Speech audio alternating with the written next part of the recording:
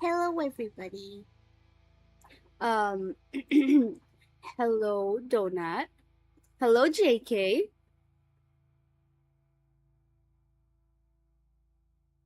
Um, hold on.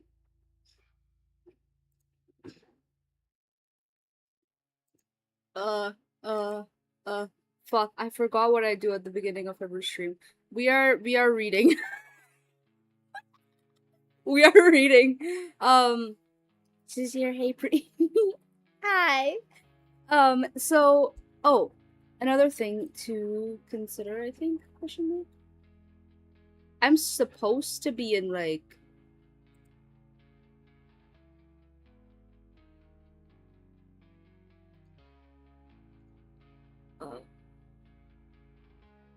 I'm supposed to be in, like, share chat. Okay, there we go, share chat, start. So, I'm an idiot. So, be sure of what you're saying. You may be reading. I'm playing. Be sure of what you're saying, because other people can see. Hello, other cool chat. I hate it here. Y'all are so cool. Hold on, let me unmute this dude. I'm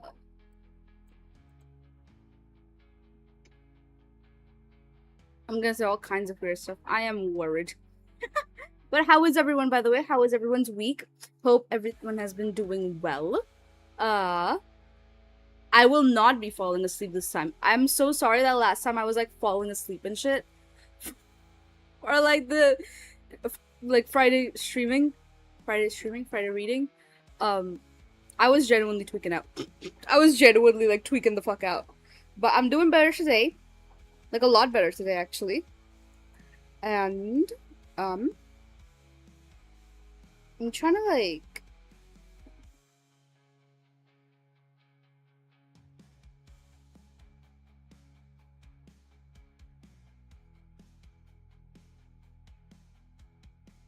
Hold on. I'm trying to, like, get some stuff for myself. Ah.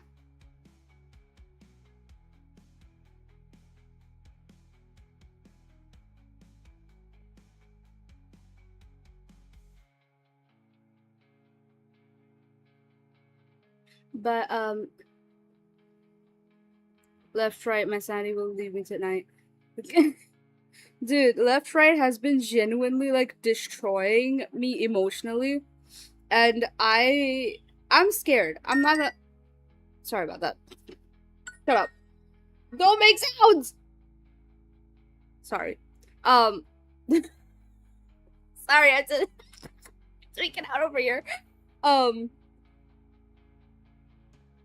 I was not expecting my phone to make that sound. I got so scared, man. But, Is everything alright? Hold on. Yeah, bro. Yeah, bro. I am not like you were not. I am not getting jump scared by my own phone. That is not happening. Oh. Oh boy. You said printer, that's all I needed to hear to know was a shitty dang. Y'all hate printers that much? I work with printers all the time. Nothing phases me at this point. I saw this meme. It was like, tech enthusiasts are like, oh my god, I've got this new technology, I know this many things, I have all the latest stuff, my entire home is smart. And tech, like, tech people who work with tech are like, I have one piece of technology in my house and it's a printer, and next to it is a gun, so I can shoot it if it makes a sound I don't recognize. Y'all have a gun, I have a baseball bat for that. What do you mean? I need to vent out my anger. Oh my god. Wait, the latest tech? What the fuck are you talking about? Our tech, or like our devices are like at least 20 years old. Yeah, it's kind of They might be even like, older than I am. yeah, it's kind of the same idea as, like, someone who is dealing with something, or is in the business of something doesn't typically like engage in it themselves.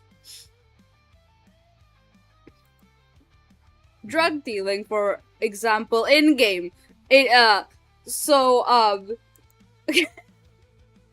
like people who do that wouldn't typically do drugs themselves, as far as I know. Like that's typically how it goes. Yeah. That's typically how it goes. They create clients, not become clients themselves. Yeah, exactly. So if you enjoy it, listen, I'm trying.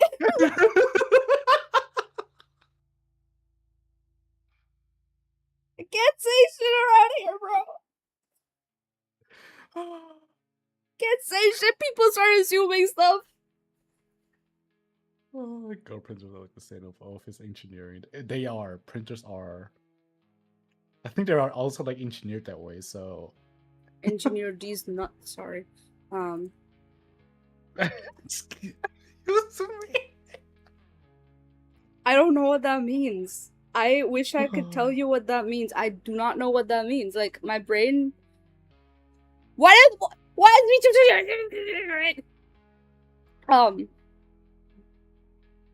my brain will make these jokes and like without even knowing what it means, and then after I say it, I'm like, wait, what does that mean? How does that work? Listen, Kitty, for once, it's not our fault. Reflux. Wait, what's your fault? What's not your fault? Wait, what? Literally, the 1404 book printing was easier to do than dealing with fucking modern ass printers. The thing is, the modern ass printers are designed that way to be complicated as fuck. It's not how they used to be. Hello, Active Genesis. Thank you so much for the first time chat. When a printer decides it doesn't want to print something is the most frustrating thing in the world, I swear. Yeah, like, do your fucking job, or you've got one job. One fucking job and you're not doing it. You see, one tip that I want to give like to everyone who actually owns a printer or have to deal with printer issues, just bring a check camera with you. Just bring a check camera with you. They will know. The printers will know if you have like malicious intent. Hi, Web Check, welcome in. Malicious intent. You're such an airhead sometimes. What is happening, bro? I am actually lost. Like, what is going on? Tech people work with tech? Oh. You said for once it's not our fault? Like, what am I supposed to get for- What do you mean it's not your fault? Everything is your fault. I'm joking. Oh, wow. Straight up, it's crazy. You're doing great. Everything is your fault. So that's why her hair and tail is green. It's a green stream. Wait, why is my hair and tail? Please stop! I can't.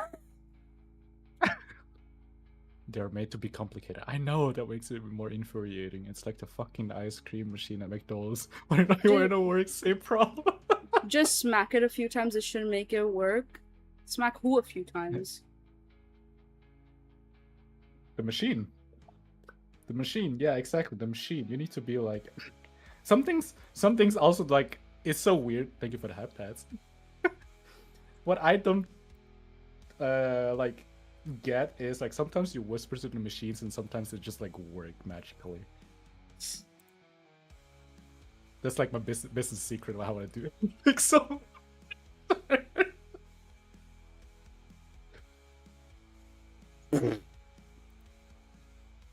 Hold on. Let me. Good smacking in the good. It's reassurance. That's all it takes.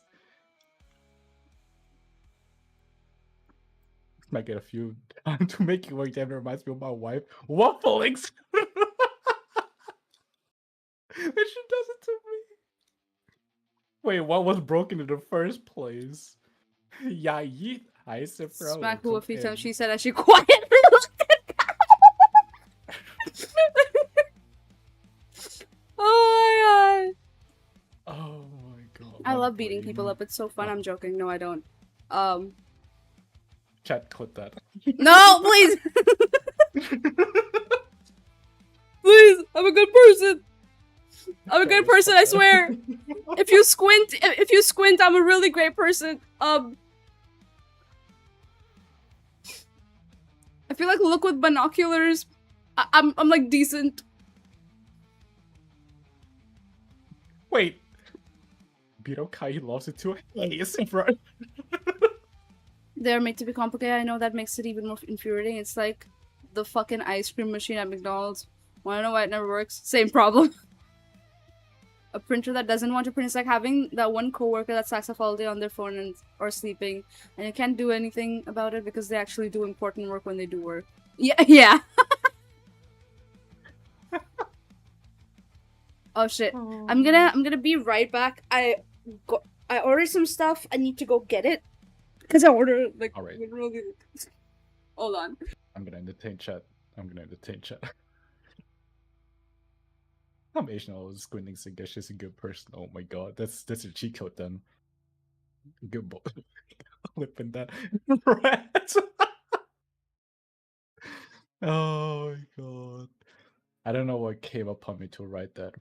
She ordered boxing gloves to beat us up. Scatter. You guys should be thankful if it's like beating gloves. Like beating boxing gloves. If she started beating you without the gloves, then it would be a problem. Start stream leaves. What is this marketing strategy called? No. Blessing you? What do you mean, bro? Sorry, one zipper. Excuse me. Oh my god. What is happening? Etching, I think. It reminds me of this one DJ that actually had like a, how do I call it? Like a gig, right? And they were like mixing as per usual, and one time they had like a drop for a song. But the song was just like repeating and like still like right moments before a drop. And the DJ just like leaves. He left the stage, he left like through the whole building, like the venue. Gets into his car and just drop away. While the set was like still looping right before the drop. There was a clip of that. I was like, bro.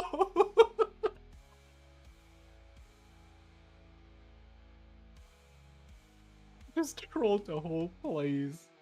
I don't know when that was though, and who that was, but it gives off like the same energy to it. Except for not in public. What are you guys? What are you two actually up to right now? Oh, welcome back. Oh my god. Smack it a few times, make it over down. That reminds me of my wife. Dang. Insane. I'm Asian, I'm always squinting. I guess she's a good Bro! It's a cheat code, I'm telling you. Bro! How you been doing, Chroma? I hope you've been doing well. I saw you were like sick for quite a bit now. Has it gotten better? I just finished eating. Ooh. Thank you for the stream streak, Rat Satan. Who's Asian and squinting? I am Asian. I'm also squinting. As some of y'all sometimes. At this point, I work without getting slapped. She just has to raise her hand at me. Bro, why are you making me like seem like such a shit person, bro? What you mean? And also, you asked to be slapped, bro. Don't even try. Don't even try saying this shit. Hey yo. No, he doesn't. I'm joking. Blink twice if you're actually getting slapped. Blink plus one more time if you like.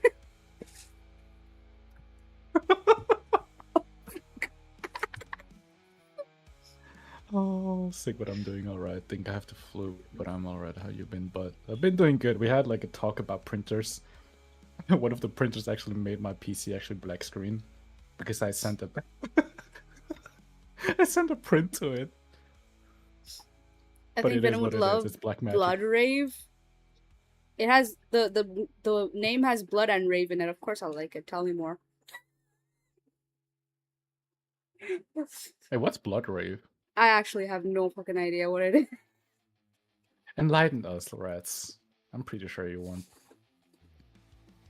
No, Links to they're gonna postponed. start being autistic in chat, bro.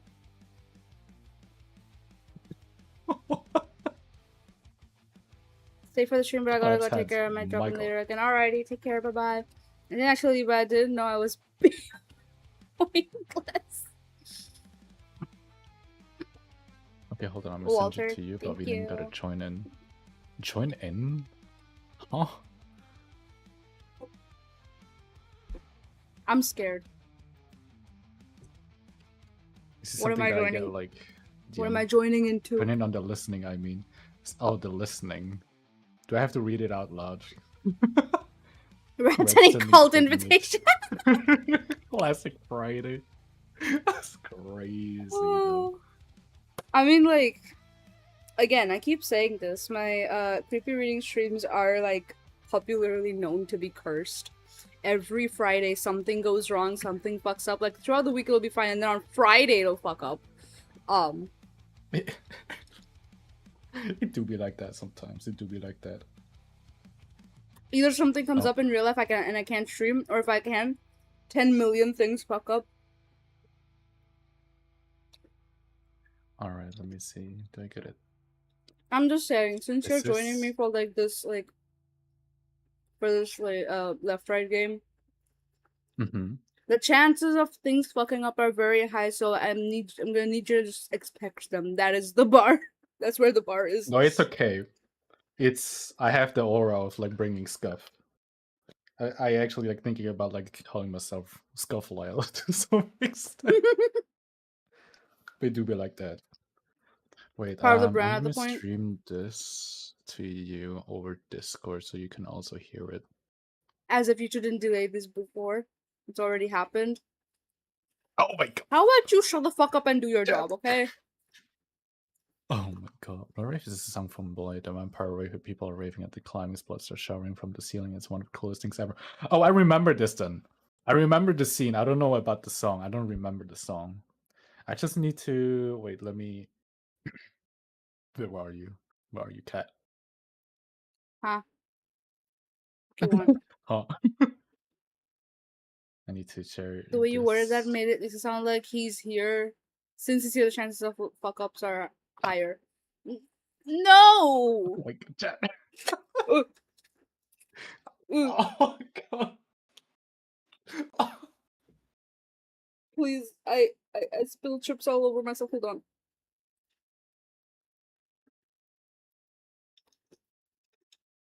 Oh my god. Stop. Hi, Jamie. How you been doing? And the milk pipe. Hi, Jam. Oh my. She's raising her hand at me.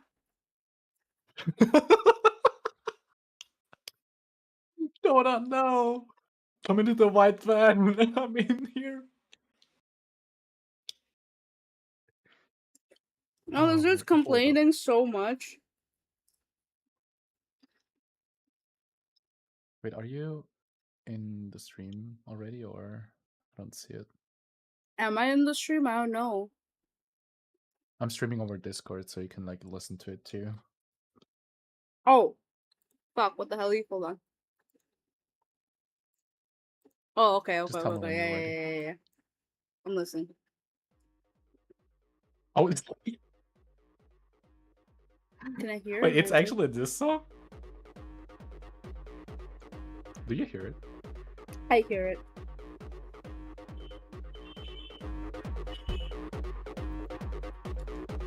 It's this song, man.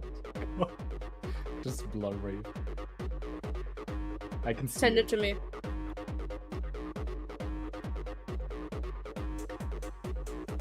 I will further analyze this later.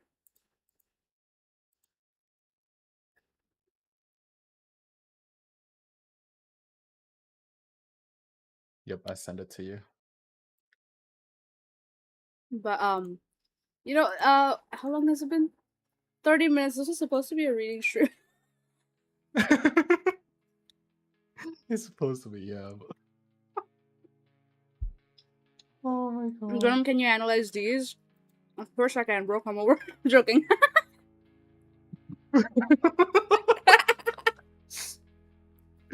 Crazy. Crazy Dio.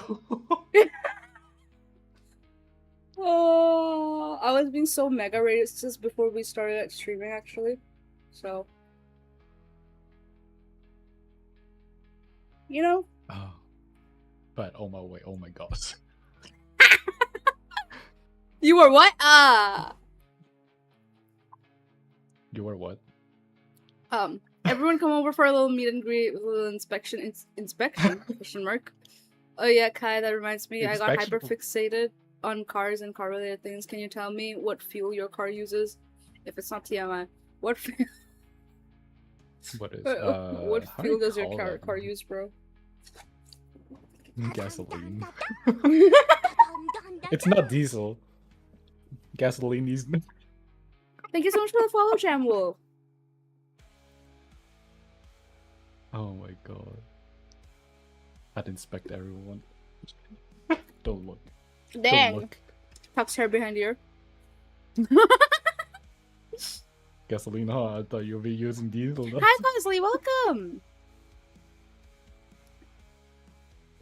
Use diesel nuts.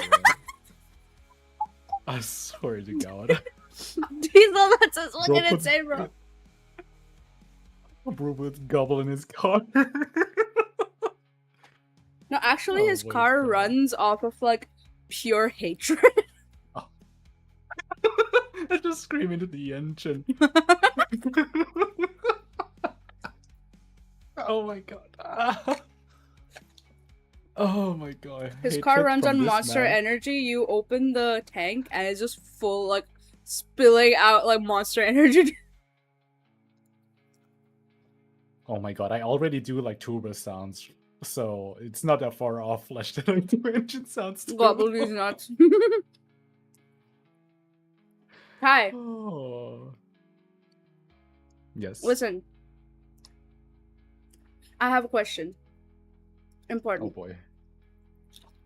Okay. Have you ever heard of the Mind Goblin? The mind goblin. Mind Goblin? These nuts. He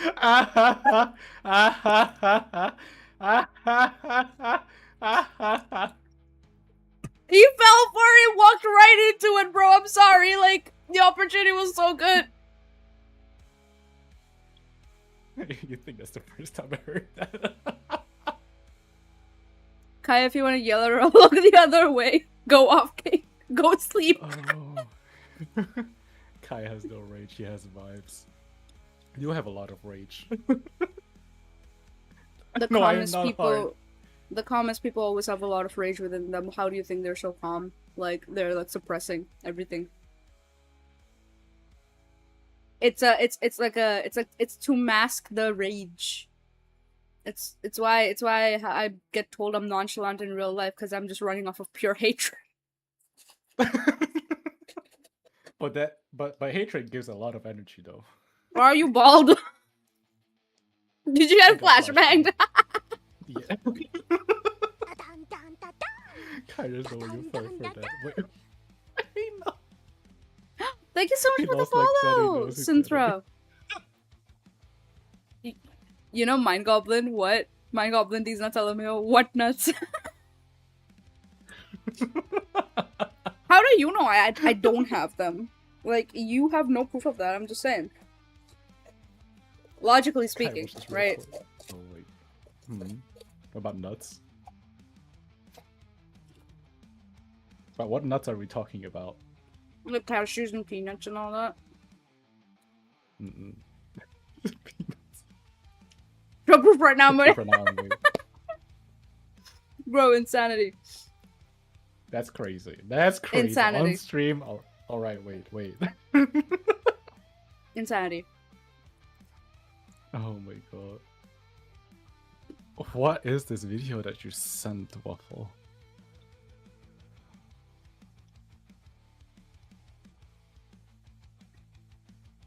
Imagine the Rick roll. I can see that already. Wait, church, church. Oh my god! Thank you for alerting guards with your thick cheeks.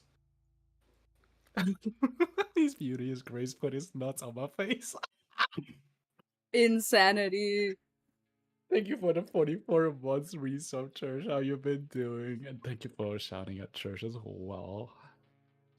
Everyone's the other guy that did these nuts on some guy, and he was like, "Oh, truly? Well then, present them." You know, I hear Good like luck, a Skip. dude being really nice to another dude, and I'm like, yaoi. Yowie. Oh, you have not seen us.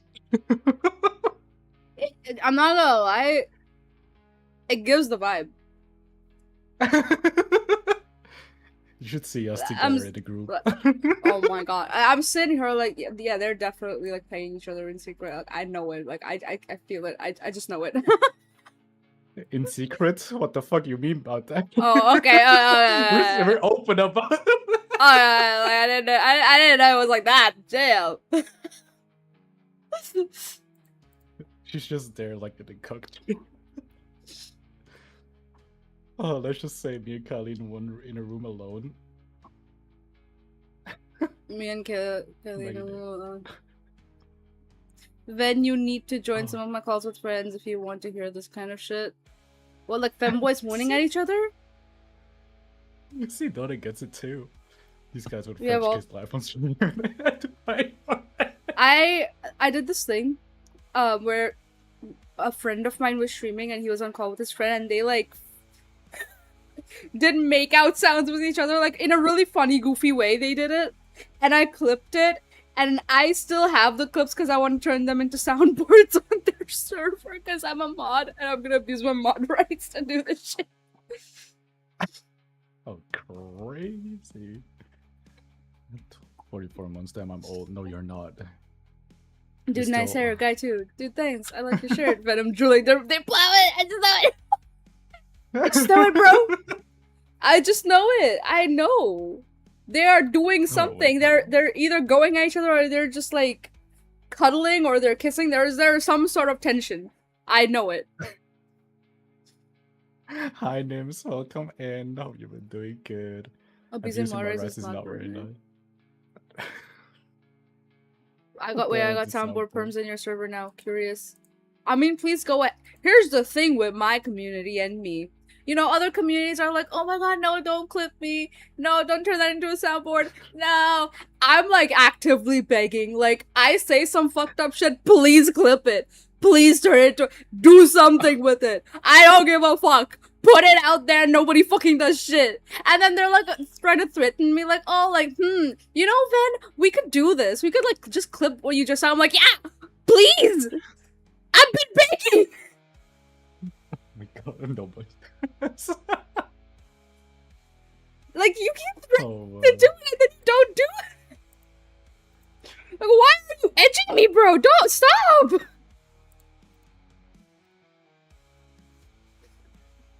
Thanks for dropping some booties, so guys. And then someone got some Oh, pent up actually. anger over this. I got some pent up anger over a lot of things, bro. You don't even know. Oh my god. You don't even know. We're good. I wanna go work out again. Why are you edging me, bro? Kind of the middle name. You do be like that. I actually sometimes I just feel like doing like flips at work.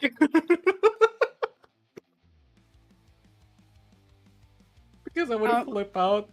My brain just did something really weird.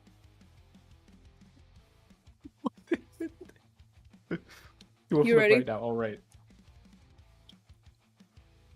Yeah. Pent up, question mark, pent up. Like, that's the solution to your problem.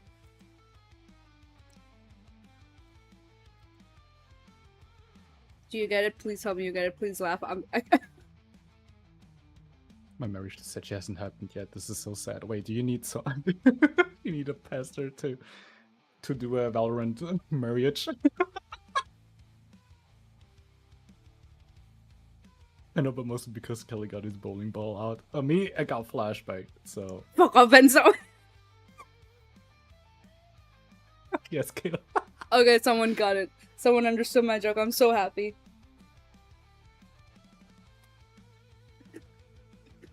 Thinking about and Clip Scar was standing there smiling. Oh my god. Marios and Valorant. I will do it gladly again. Why You are can you now edging me, plant bro? the spike. Mufasa, when he was holding himself off the cliff and Scar was just standing there. Why are you edging me, bro? Stop! All our friends should throw blinds in celebration. I love how so many people are losing it over me saying, why are you edging me, when I've said like 10 times worse on my stream. There's a lot of things that you said that are questionable. Edging is You just can now plant the spike. It's crazy. It's not crazy. It is how you go into vow together. You can tell because I didn't bat a fucking eye to her saying that. Yeah.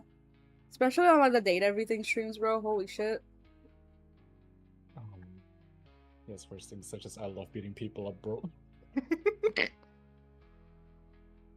Oh yeah, that. Oh totally no, there's did not get been worse. There's been so much worse.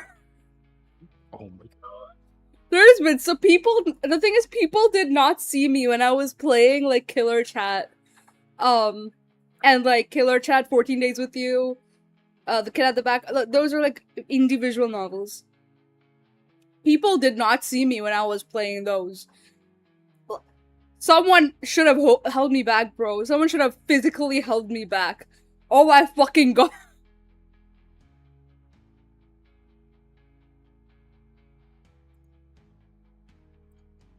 But, we should actually start reading at some point. It's been like 30 minutes. It's been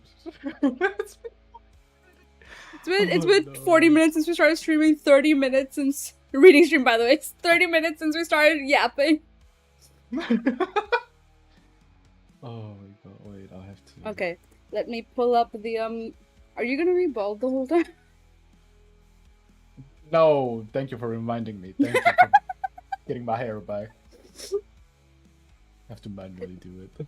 It just makes you look like those, like, it just makes you look like an really old dude. I'm sitting here like... I mean, that's the point of that. I mean, I have a bald redeem that's actually like bald. But since like my oh, then you got the Ankh bald too. The Ankh toggle. Ankh toggle is wild. Yo, I got a word like where was it again? Where did I steal that word? The word young, a young Ankh. Bro, the show's going like it's going too far, man. It gets to a point. It gets to a point. Cause what the fuck is a young? It's a young Ankh. It says, oh my god. I'm opening my monster. I don't care. Stop! Help! I'm getting violated. I like how like if people are watching Kai streams, like they can see what's happening to him, but in my he's just tweaking out. He's just schizophrenia tweaking out. Don't stop doing this shit to a point. I'm not doing nothing, bro. I'm like sitting here sipping on my monster, bro. I'm not doing shit. My hands are off my keyboard, off my mouse.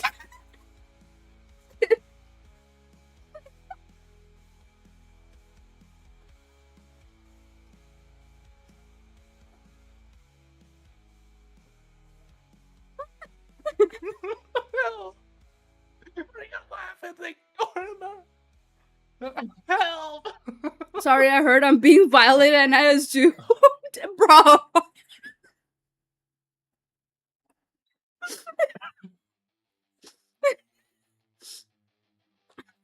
I heard I'm being violated and assumed. Please. God. Is he okay?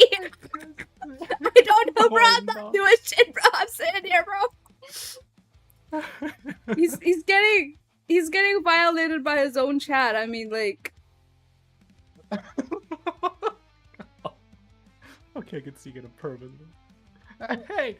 Oh my god.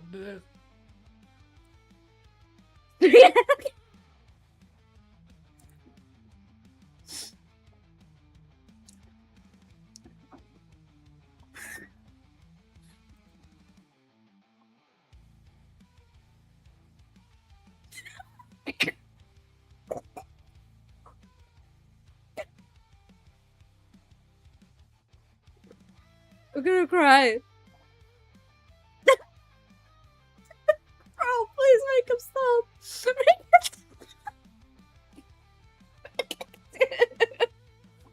Looks like he's being punched repeatedly by like invisible.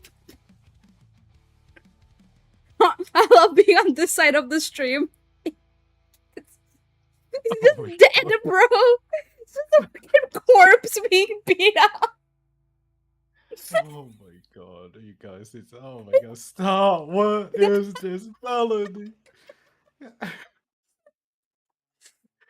Oh.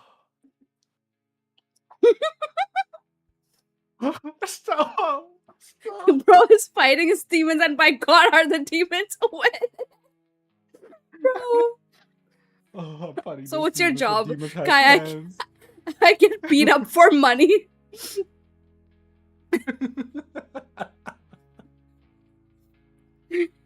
Bro, I'm gonna cry. I'm gonna cry. I'm gonna cry. No, no, no. Edward, the job, please wear, okay? And then you're complaining about me raising my hand at you? Come on now. Like, at some point, the hypocrisy gets, like... Oh my god, he came over with G's hands. G's hands. I'm complaining because you're just raising... Okay. Oh my god. Can get a man excited and stop? Hello? Bro. That's crazy. I'll stop now. My aura is huge. Insane Humongous. work. Among Us? Among Us. Among Us? Among Among Us? Us. Among Us. Among Us. Hold on. Okay. We are reading stream. Yeah, I'm still like looking at the place that we stopped last time. Can you tell me where we stopped? I actually don't remember. I we was like past the fuck. Stopped. I think we stopped when Lilith not tackled Blue Jay, Hold on. but they were like. Let me open your stream, bro. Where's your stream? Wait a second.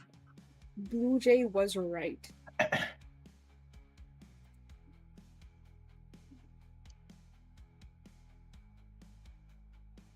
Wait, is it here? No.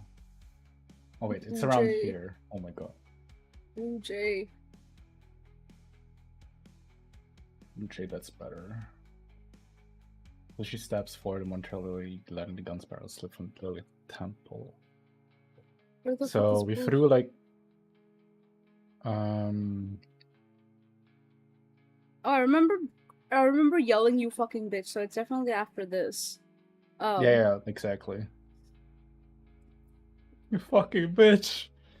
You Jenny's buying fucking bitch! people. You fucking bitch. Oh my god. Let me open your stream, bro. I'll set your all just what the fuck, Bro!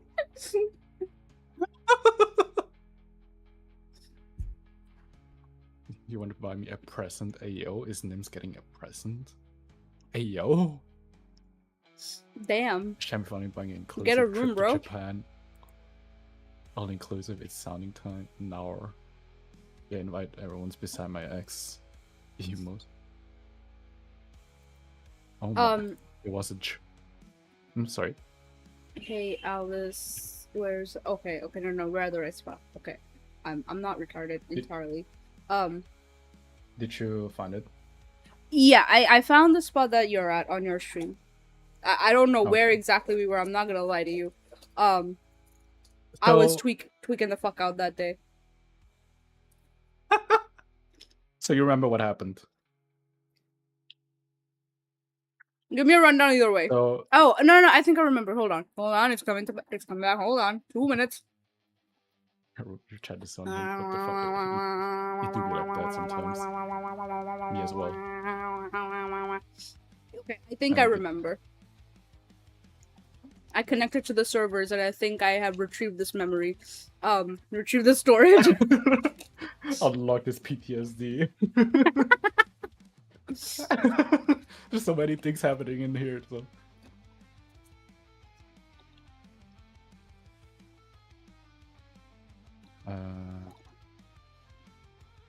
And some shit about like the narration.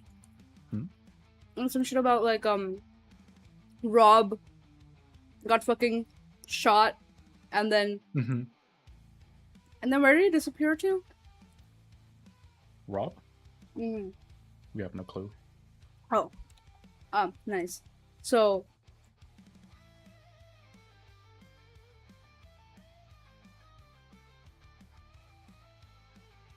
Did you notice there's a stream of that it was a usual bullying session, my bad. Oh my god.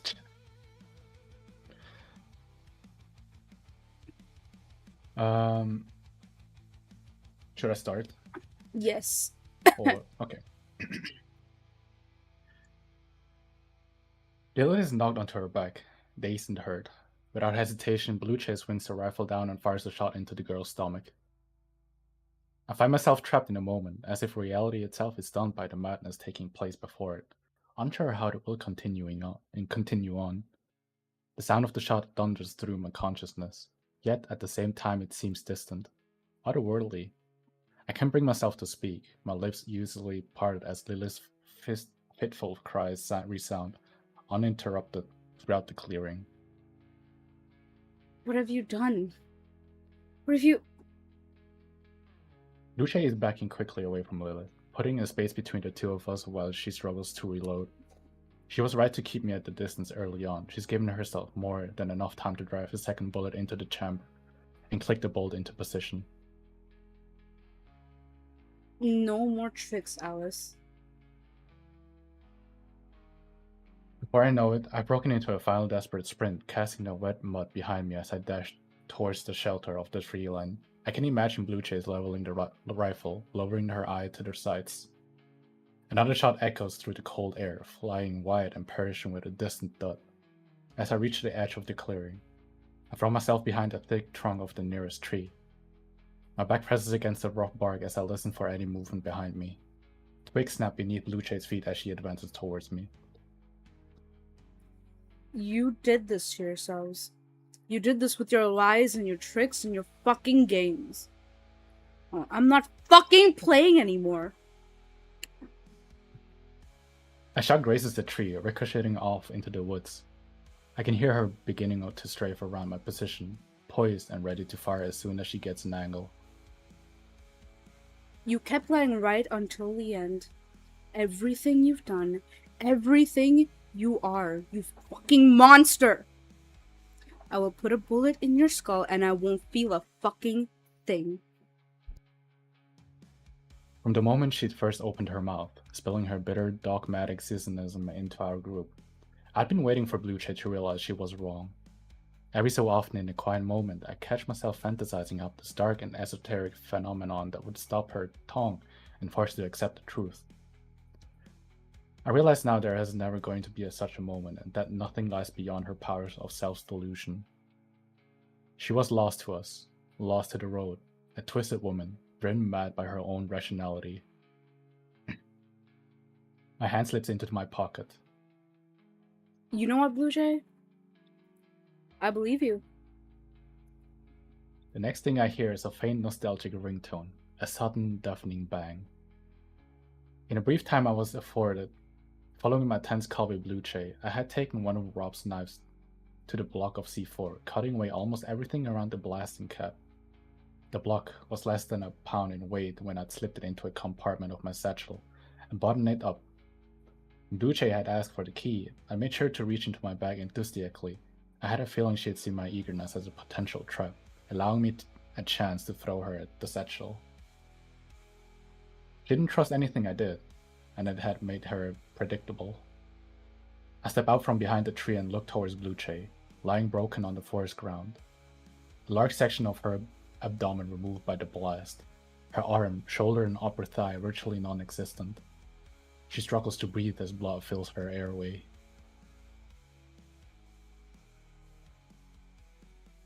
What the fuck? I was.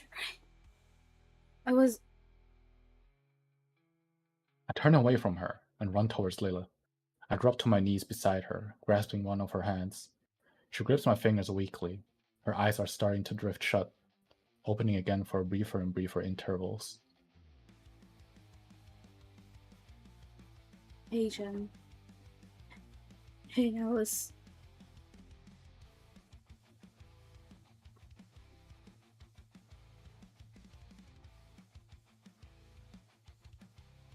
Oh, I'm sorry, I was muted.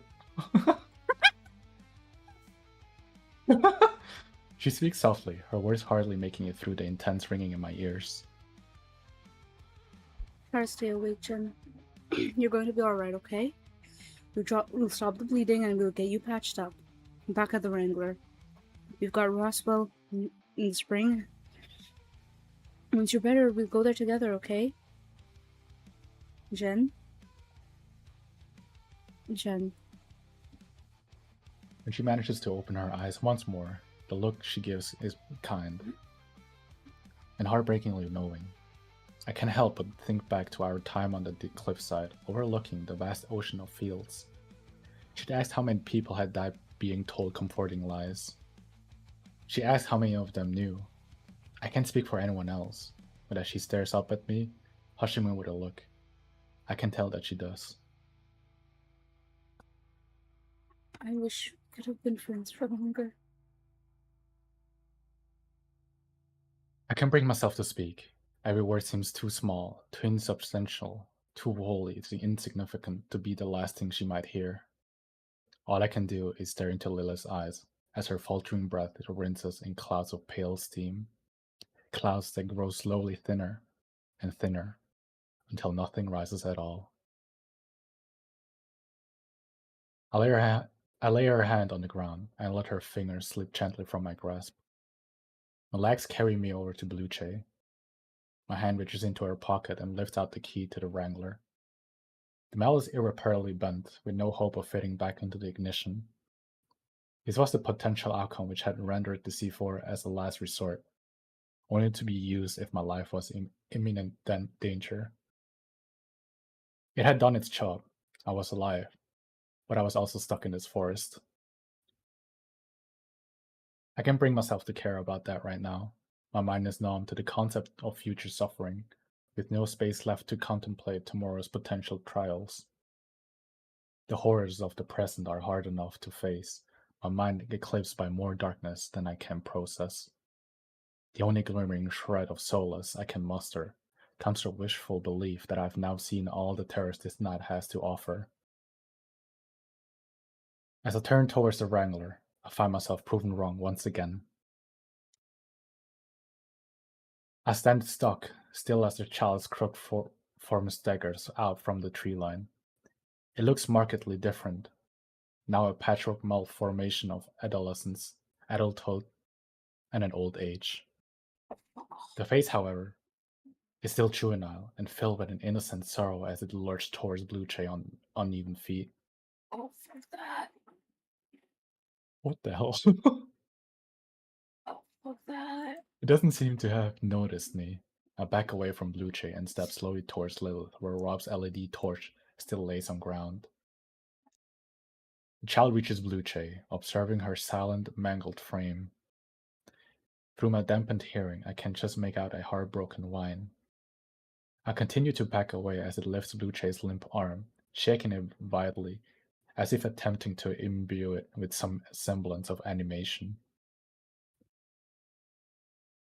Frustrated tears dripping freely from its chin, the child throws Blue Jay's wrist back down against the ground. As it looks away from her broken body and turns its face to me, I watch as the soft, innocent features contract into a scowl of juvenile rage, signifying the inceptive throes of a tantrum that could eviscerate anything in its path. In the last few seconds of calm, I feel my boot brush up against the torch, bending slowly, keeping my eyes on the child for as long as I can. I reach down with my right hand and lift it from the ground. My hopes that I wouldn't have to use it are dashed instantly. The child drops onto its hands and legs, letting out a tortured, furious scream, and races towards me with a staggering velocity. Fuck that. Holy fuck. Fuck that! What I the just, I, fuck? I would just pass away at this point. Fuck that, bro! It starts crawling, bro, and it's fuck that. It's running at you right now, so. Oh. I dodge out of the way as the last possible moment, hitting the soft dirt as the child skitters to a stop behind me. In the meantime, it takes to turn itself around. I've already switched on the torch. Once again, the child is hit by a powerful beam of light. Its body lurches in spasms, its skin pulling and stretching over elongated bones. Crying out in pain, its voice deepening in every passing second. The disjointed figure dashes in my direction, clasping my right arm in its hands and slamming me down onto the ground. The torch swings wildly as the creature climbs on top of me, tearing the fabric off my right sleeve, digging its nails into the skin just above my elbow. It doesn't stop at the skin. I feel the hot electric agony of scraped nerve endings. I hear the sickening snap of breaking bone. Before I lose my chance forever, I throw the torch weakly from my right hand and catch it in my left, pressing the beam directly into the child's face. It screams as it screams the scream of decades. The child's eyes roll back into its head, overpowered by the brutal onslaught the light has wrought. I look on I look on as its face melts and flickers through the adolescence, through adulthood and middle age. The tortured scream rouse horrors, and weak as its skin wrinkles and sags, rushing beyond human years into an untouched realm of decrepitude. Eventually, its eyes glaze over, and its once powerful scream becomes nothing more than a grating rattle. I let the pitiful, lifeless creature fall to the ground beside me as I roll myself onto my knees. I stumble along the ground towards Blue Jay, falling repeatedly, a stream of red soaking into the soil behind me. Once I reach her, I use my left hand to unfasten the rifle's leather shoulder strap. I clumsily form the strap into a loop, passing it beneath my right shoulder. My head feels light, struggling to maintain focus. I grab a stick from the ground and place it through the knot of the loop, using my teeth to draw the knot securely closed around it. My left hand twists the stick over and over again, each turn tightening the leather strap until it bites into my skin. The bleeding lessens, but not nearly enough. Picking up my tired frame, barely able to keep myself upright, I place one foot painstakingly in front of the other, struggling over to the damp ground, out of the clearing and into the trees. I need to get back to the Wrangler. I can feel everything starting to fade, even the ringing in my ears is dulled, my vision blurry. I lock the stick under my armpit, freeing up my left hand to brace me as I start to stumble against the trees. The more I lose my faculties, the less capable I am perceiving their Faculties. decline. Faculties. My Emoticon. faculties,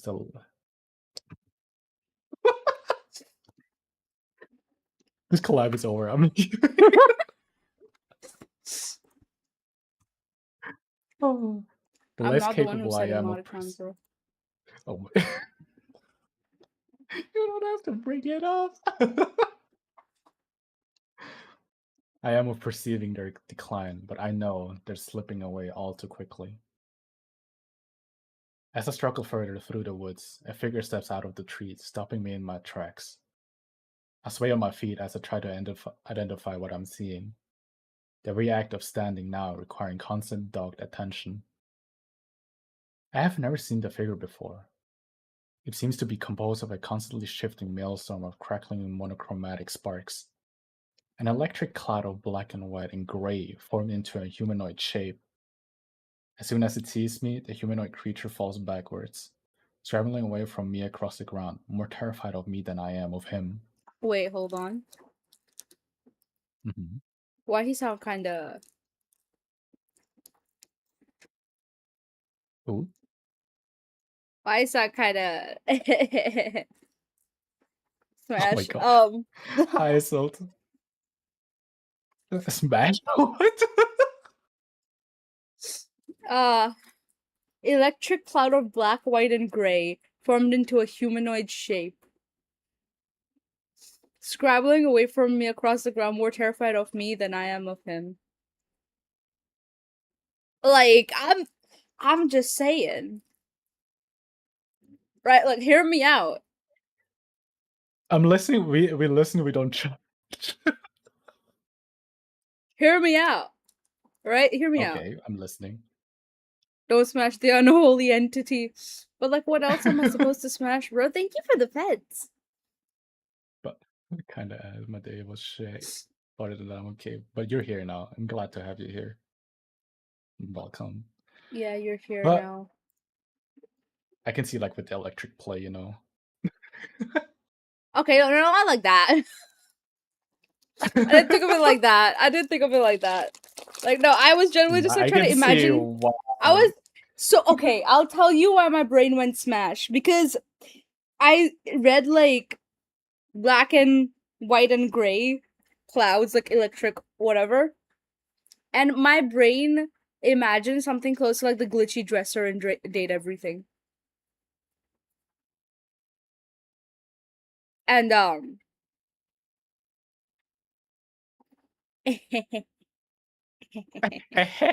Points finger right left. Oh my god. you should smash because you're the thirstiest motherfucker I know. Oh, Body hydrate. hydrate. All right, like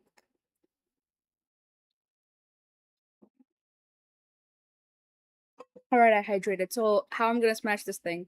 Um, We're listening. no, No, we're listening. Or you kind of just like start it, just like not elaborate on that. no, that goes in the Patreon. Sorry,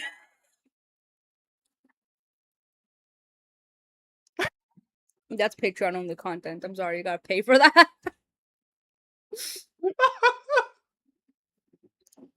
I expect to see it there. Zero. Oh no, knows what's up.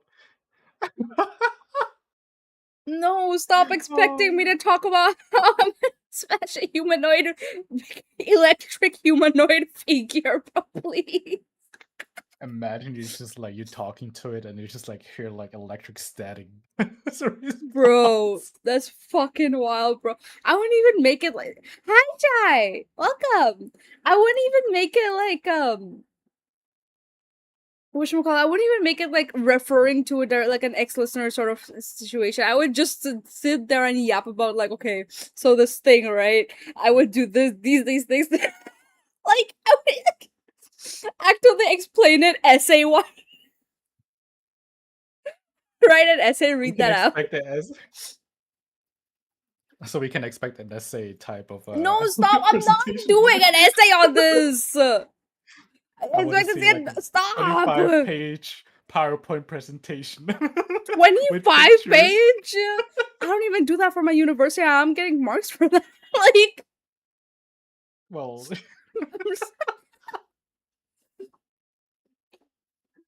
I'm technically speaking, right? mhm. Technically speaking, right? Right. No, I'm not gonna say what I was gonna say. I'm not gonna say it. Like, enough. Enough. It's just, Mhm. Mhm. it's cute when they're scared of me. Cute when they're like, you know. No, it's okay. I don't think we heard enough. Yeah, the next place is like, yeah, right, Donut. I think we know where this is going. Like that is Anyways, I think so we should. like that's so submissive coded. I'm sorry. Like, come on. Like what the Oh my. um, I will continue now. Is that okay with you? Yes.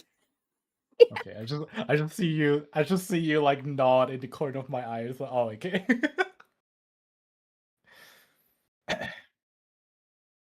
I don't know if the entity is malignant.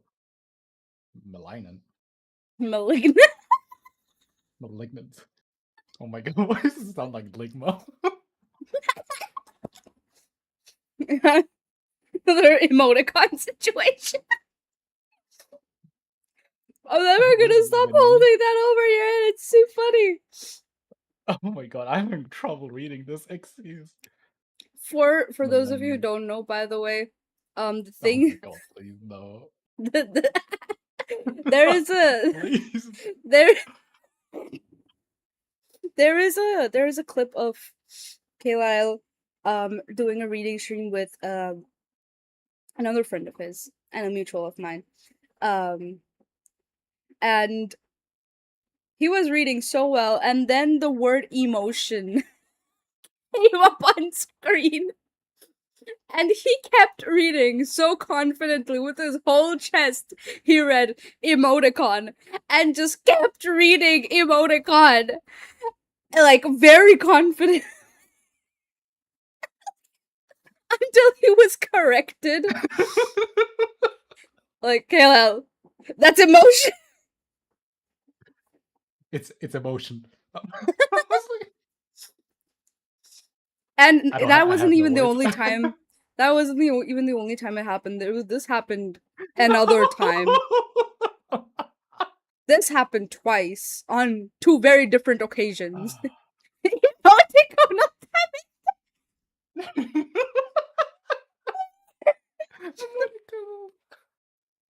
Oh, I'm Bro, never I'm gonna passing live away. this Bro, down. I'm passing away. Oh. Bro, I'm passing away. And every single time we're doing a reading stream, it's like, gonna have an emoticon moment at this one. No, it's every time. Doesn't matter. Like whenever I actually pull up, every time we talk, there's gonna be a mention about the emoticon type. Every stream, at least once, I'm gonna talk about that clip. I'm never gonna live this down, For ever. every like reading stream that you're joining, at least once. At At least this point, once. it has been. At this point, it has been always been like this now. It's mentioned somewhere. Oh Malignant. god. Am I wrong though? Malignant or Benning. Thank you, thank you, thank you so much for the follow, Dingo. Welcome. Hi, how are you? So forgot to follow before. That's perfectly okay. Welcome, welcome. Can we get a shout out for Dingo, by the way? We are doing creepy reading. Neither of us can read. Keep reading. All right. Opening. But in my current state, my mind's softly screaming against the dying light. I can't make the distinction. As it backs up against a mound of earth, I try to ask it for help. The requisite words have already been lost to the advancing fog, and all I can do is reach out my hand towards him, attempting to entreat some spark of humanity within the fizzling, shifting figure. In response to my vague plea, the entity scampers off into the forest, tripping over itself before disappearing from view. As I watch it leave, a single dim beacon ignites in the far corners of my swiftly vanishing mind. A single light whose implications kickstart my fading reason and force me on through the forest. I can see the wrangler through the trees. It's close by, yet at the same time impossibly far away. There's something wrong with my eyes. The car shifts in and out of focus, but every time it comes back into view, the image is less sharp, until it exists as a pulsing dark green blur against a dull, slowing swaying backdrop. My boots kick up against one another, a final stumble that brings me down to earth. When I try to get up again, I find that I'm completely unable. There's no strength left in my body, and no amount of resolve can raise me back to my feet. Though it may be my imagination, I think I can hear a steady rustling through the undergrowth, as if something were making its way towards me. Soon after, my senses start to die away, leaving me with nothing more than the cold and the silence for company.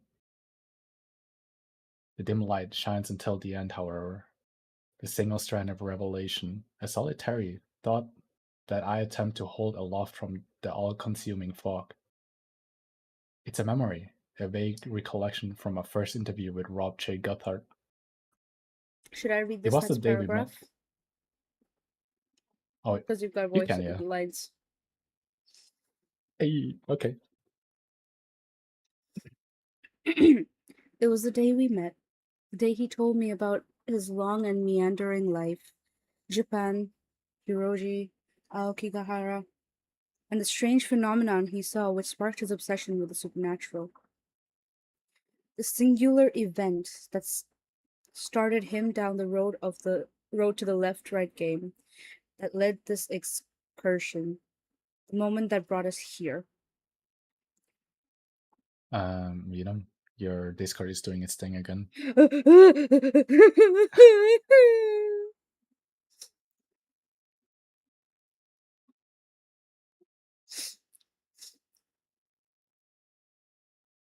So what if I actually swallow bleach in game? Excuse you, why would you do that? Hi Ranger, welcome. Drink something. Monster. Monster it is. Y'all better than me. Better than me. Do we need to talk about Mr. Emoticon again? Oh my god, please don't. Please.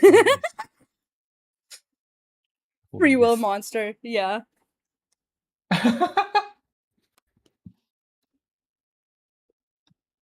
I'm not gonna lie to you. I'm gonna be so honest. Please, nobody yell at me. This is not my first monster today. Is it the second one? Uh, I don't know actually.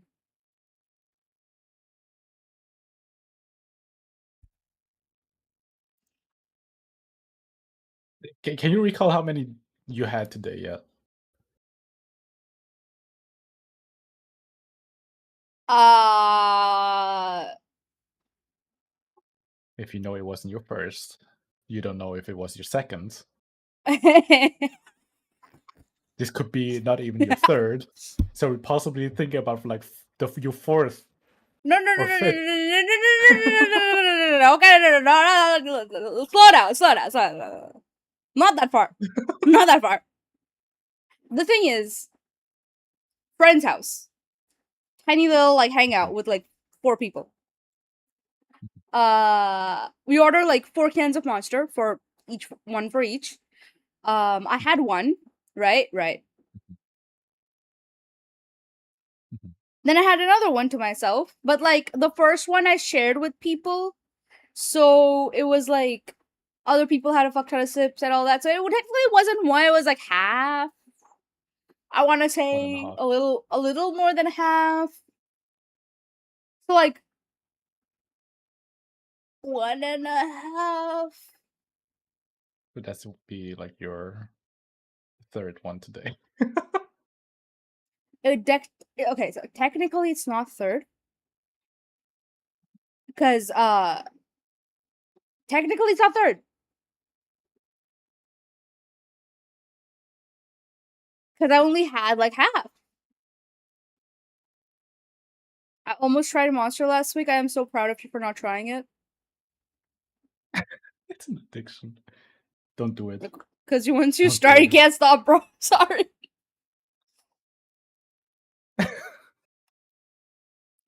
Oh man. So I didn't The have story any. didn't have any. That reminds me of this one time. I was about to spend money on Genshin because I wanted a character so bad. It was Elhatham on his first banner. And I wanted him so bad. I saw him and I was like, I want this bitch so fucking bad. And I remember trying to like I remember pulling out a card and everything. I was ready. I was ready to pay. The only thing that stopped me was that the card had expired.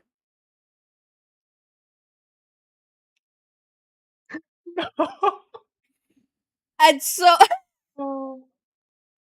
so I didn't, and that Oh was the my only god. time I felt my strength waver when it came to this game. I've never spent any money on any game, and I was about to that one day just because I saw some dude uh So, with like biceps or something. I forget. oh my god. Guys, I saw a smart dude who's pretty, reads books, and has biceps. I'm like, okay, I want this one. Yeah, take my money. Totally My understandable though. fucking card is expired. I Alhaitham is like couldn't. a really nice character though. Nice design. I like it. The thing is, I'm so glad I didn't get El Hatham because I got Kaveh, and Kaveh is my wife. Oh, Like, he is so wife. I had his weapon from like an event, a limited time event, and it's so he is so wife. I remember seeing like leaks of Kaveh's design. I was like I zoomed in mhm. so far into the image, all the way up and down. I was like, this, yeah, this one. Oh yeah, but this one I want. Um, I'm telling you, man. Crazy. To continue. Peggable, Pickable. What? peggable.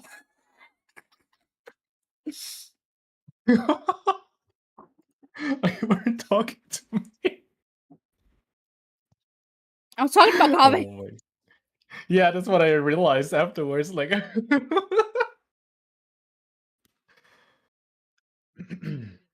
And those people can't even disagree. Like, you look at that man. Have you seen him? I did. Bro is begging for it. Bro is bragging for being emperor. Is that what you want to say? I spent on a gacha Oh, exactly. Yes, that is what I'm trying to say. I spent on a gacha exactly once. I have never spent oh, on you, gacha ever. I picked oh him. my god, I Yeah, did. that shirt. Yeah. I was thinking. I'm not gonna lie. I was like, should I put this shirt on my throne? Gotcha fonts. Oh my god. The first time I spent for gacha games is, well, it's not the first time. It's just like continuously, and I think I amassed like around $500 Holy shit. over a span of like 5 years, and now I don't even have the access to the account anymore. That is insane. I had like I spent years playing gacha games like Genshin. And then I got into Honkai Mhm, Star Rail, then mhm, Wuwa. Um, there was another one in the middle, Zenless Zone, mhm, and the insane amounts of self control I have. I did not spend any money on any one of them. mhm. That's crazy. Hi, Hey, Forest. Forest Welcome. Dweller. Uh, I lost the access to that one account because I don't have a Chinese account or like ID to prove myself that I'm a Chinese citizen. I played on the like the mainland server, so that's why for the longest time I've had access. But since I lost the access, I also lost like the whole thing. I'm kind of crying over it a little bit every night.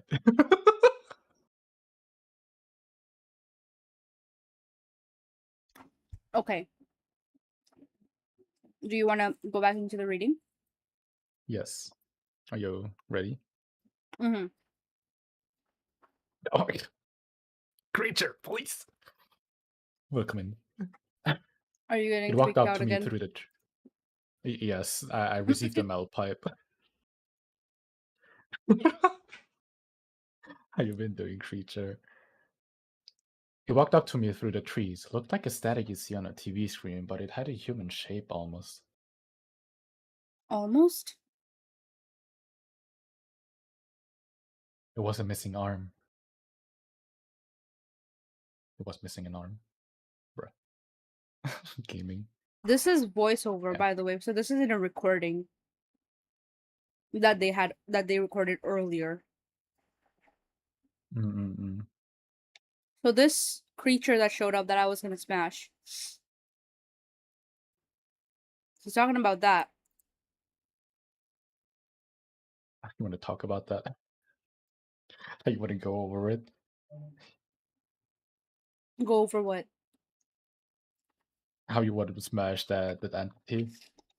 I'm telling you that it's paid content, bro. I don't do that shit for free, bro. What context is I miss? Yes.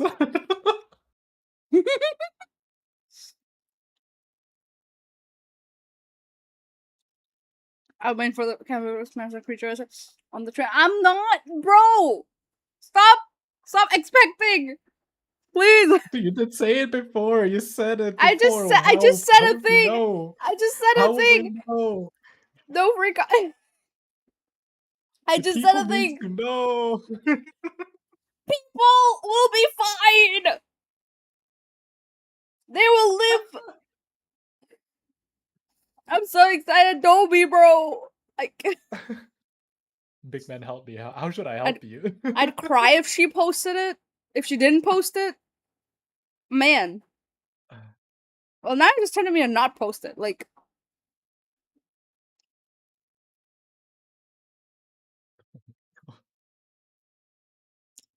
anyways. So that was our part 8. Do you want to read the part 9? Yes. Yeah, we can. Okay. Are you good to go? So part 9.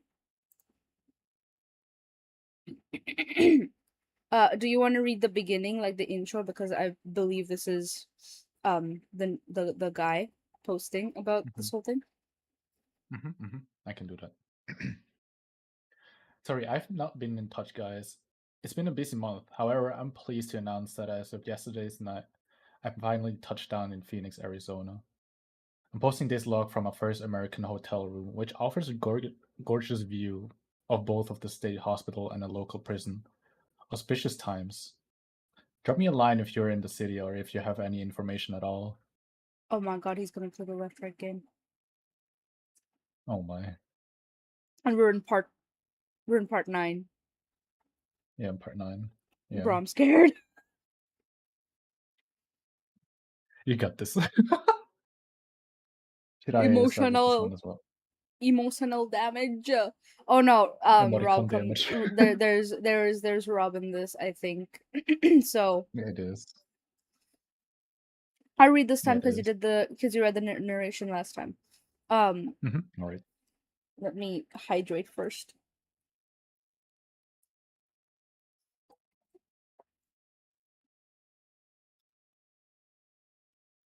As the darkness closes in, I find myself dragged deeper and deeper into the depths of my own subconscious, until I sink through the back of my mind into an indescribable place, a featureless, directionless, timeless void that exists at the weakest point of life.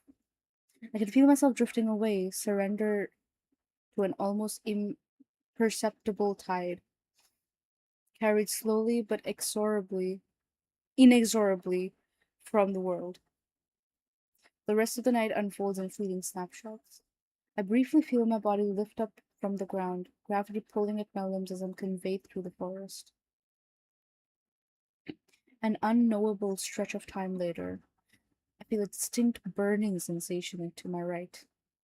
In the world I currently inhabit, only an echo of the pain reaches me, but I can tell that it was once substantial.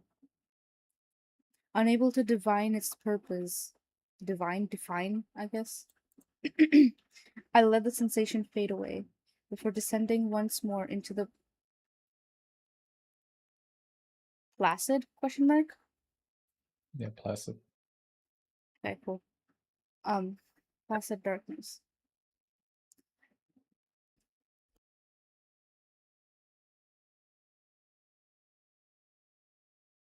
One moment. Take your time. Um, when my eyes finally work themselves open, the sun is beginning to rise. Without an ounce of strength left in my body, all I can do is peer through my eyelashes, taking in the vague scene before me. I'm in the back of the Wrangler, propped up against a soft pillar of luggage. There's somebody kneeling beside me, tugging at my right shoulder. When I try to address them, I discover that my voice has withered to a spectral whisper, so frail that it hardly exists at all. Rob. Hearing my voice, the figure shuffles round and kneels before me, staring into my eyes as they slowly regain their focus. You just lay back, Miss Sharman.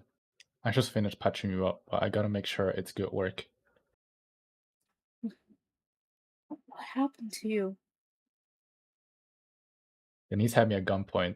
I had to act like I was all but dead. When she when she ran into the forest, I got free, took the medkit into the trees, fixed myself up a little. I was coming to help when I heard this awful noise. Went to check out. That's when I found you. Is the engine running? Wanted to warm up a place for you. You were in shock. And since the battery don't run down anymore, I thought, No, I mean, how? The key, it got.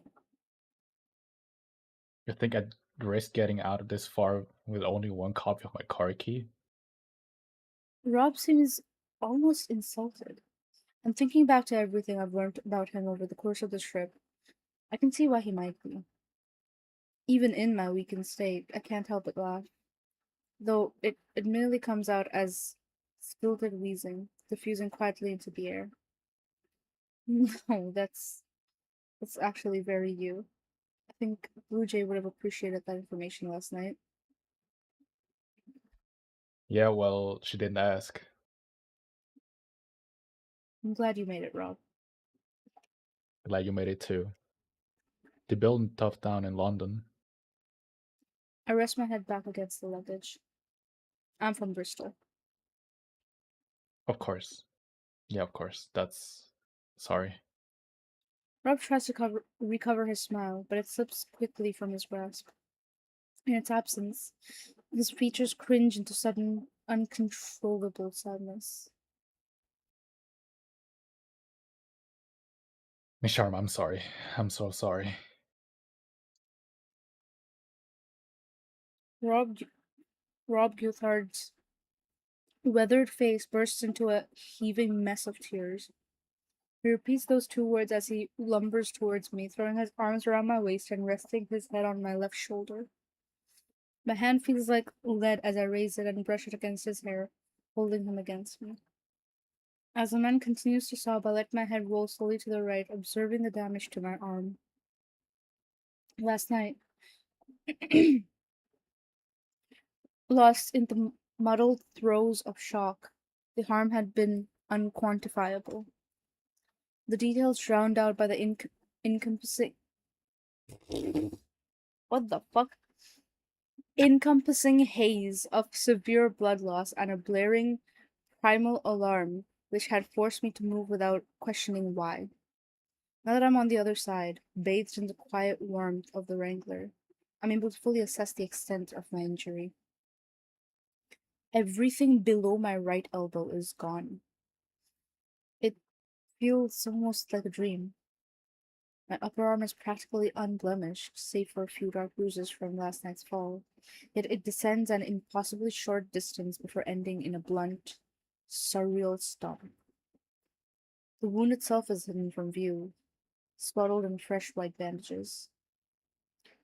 I can't seem to figure out how I should feel, and consequently, I don't seem to feel anything. It's okay, Rob. Okay. I never I never meant to any of this to I know. I know. Rob pulls back, his eyes still watering.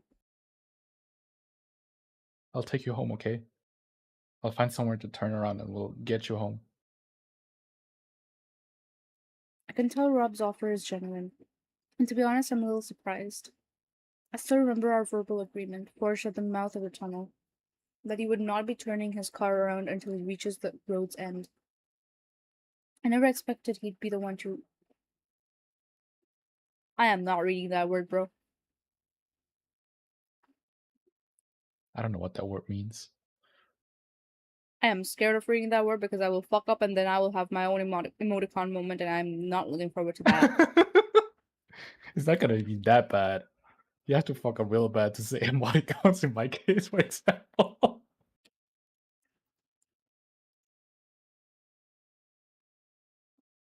Skipping it. On the deal.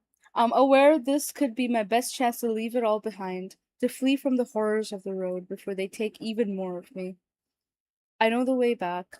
I know that it leads to safety, to family, to blessed normality. However, as an insidious voice in the back of my mind quietly notes, it doesn't lead to answers. I'm still game if you are.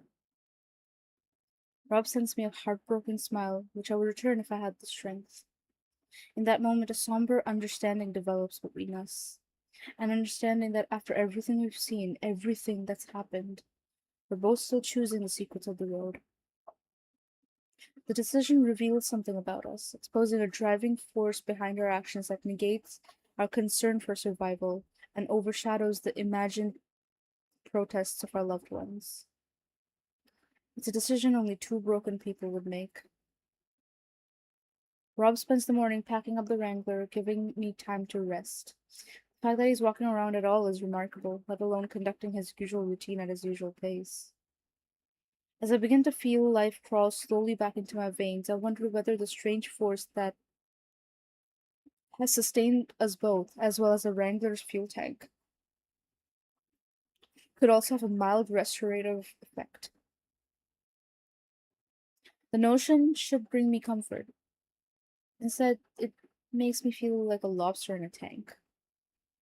A few hours later, Rob carries me out of the car, letting me rest in the doorframe. In front of me lie three mounds of dirt, raised slightly from the surrounding earth. Two are headed by crosses, formed from formed from knotted sticks bound tightly together. The graves on the far left lies bare, bereft of any religious affiliation. Is that Blue Jays without the cross? Didn't think she'd want one. She wouldn't have done that for you, you know. Good thing I ain't her then. I bird what I can. But that was some state she was in. Did the child kill her? Rob goes to throw a foldable spade into the back of the car. For a brief moment, I consider letting his statement go unanswered. No, it didn't. Mm-mm-mm. No, it didn't. I did. Rob immediately marches back round, his brow furrowed in confusion. It hit a C4 charge in my satchel. When she took the bag, well, I gestured to the bare grave. Rob looks as if he's seeing me for the first time. Where did you. From your son's car. I watch as my quiet assertion strikes Rob's ears, as its meaning burrows through his consciousness, its implication contorting his features into a look of shame and damning revelation. I can tell from his reaction that I've got it right. We haven't had a chance to speak since I learned his son's name. That piece of information formed the crucial thread, stringing together the strange and seemingly incongruent discoveries I'd encountered on the road. Earlier in the week, I may have been worried to confront him with this information, but things are different now. We've come too far. We've been through too much, and if he's truly ferrying me somewhere with malicious intent, I'm powerless to stop him anyway. I raise a weak hand towards him, a quiet request for assistance. I think it's time we had a second interview. Following a tense, guilty silence, Rob simply nods and helps me into the passenger seat. wasn't military, it was commercial. The Wrangler continues to crawl through the forest.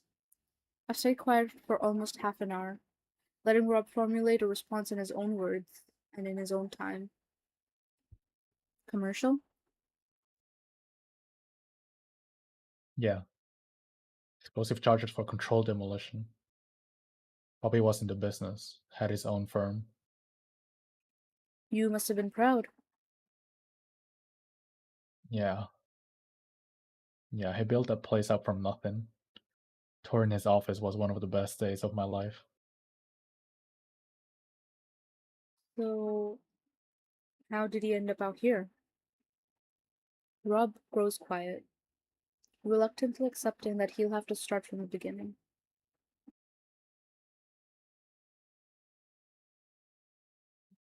Bobby was a smart kid, smarter than I ever was. He could have run for farm for at 15, but country life didn't take. Instead, he moved away from Phoenix, picked up a college degree, got himself a steady career. A steady career? That's pretty rebellious for a guard. Well, we were pretty different people. Didn't always get along. I was still a career in those days.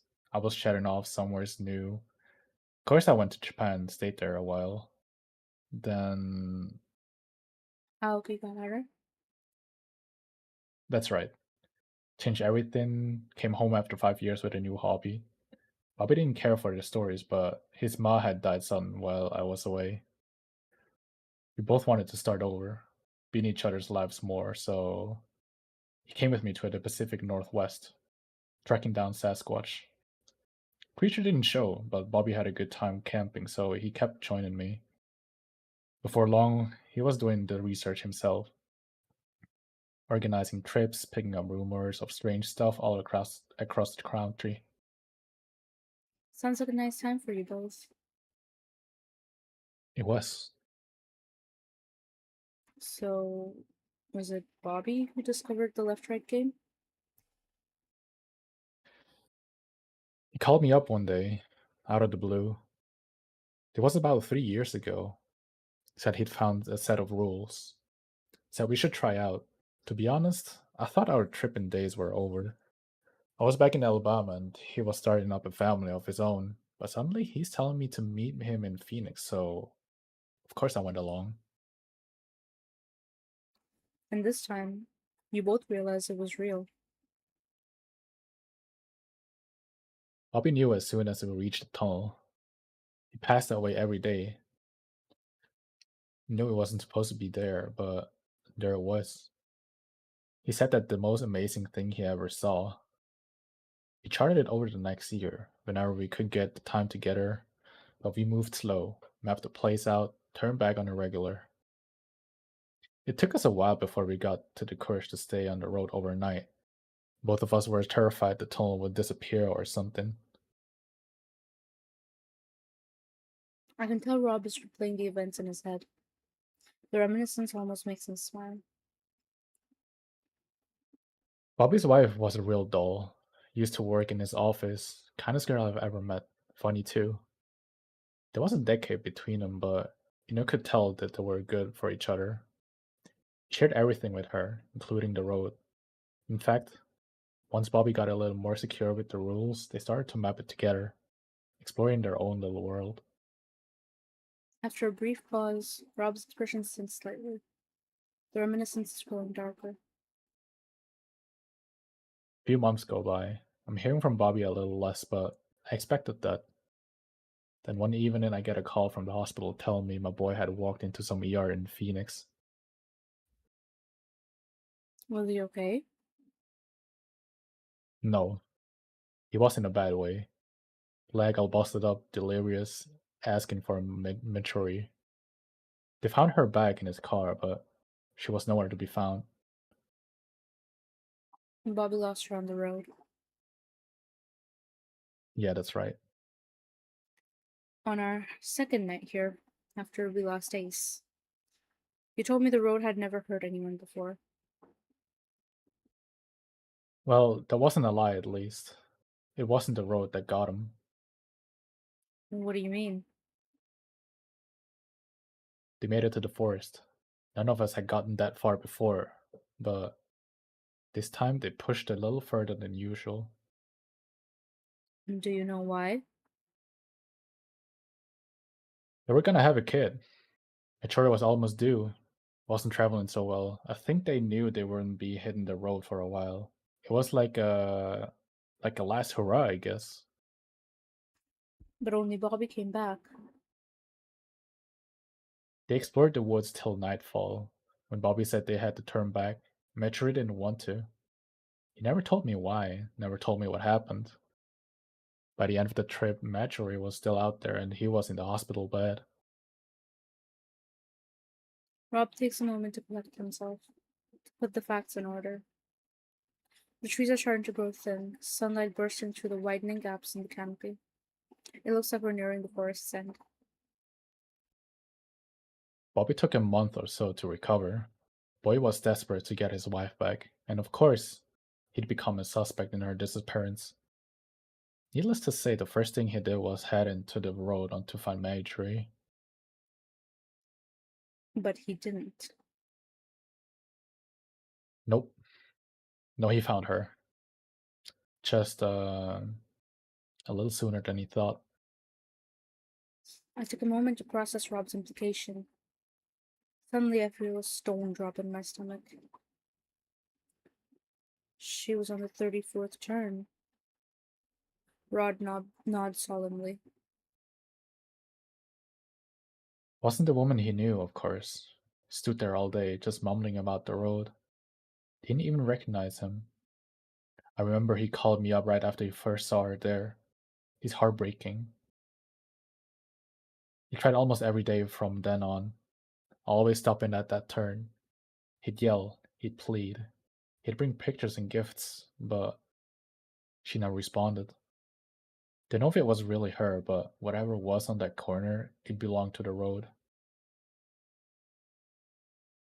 Bobby lost something of himself on that corner. After a while, his fascination with the game turned sour, turned to hate. He thought the road was something evil, that it had no place linking to our world. I was checking up on him at that point, every few days or so. One weekend, he said he was doing better. He even said he'd been into work. I thought maybe things were turning around, but then he went quiet.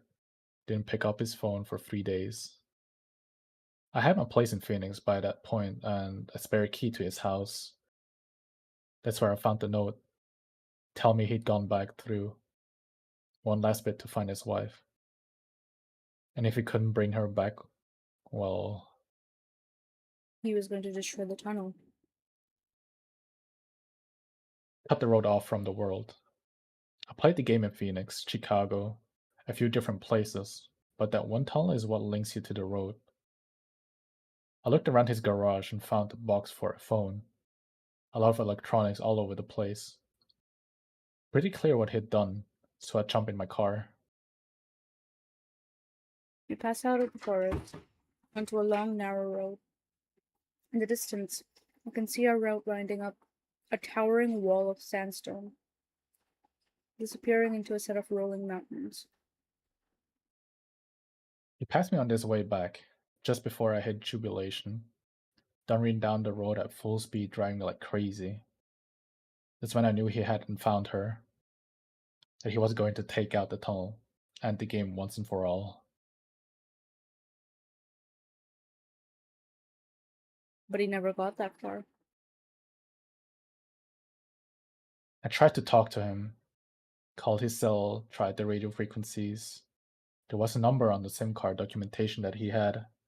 God help me, I even messaged him on that one. In the end, it was just me and him racing back to Phoenix. He was faster than me, but I was driving better. After a few back corners, I caught up. You ran him off the road. Rob stares out at the faraway ridges, his hands grasping the steering wheel. Health servers don't work through the tunnel. He knew that.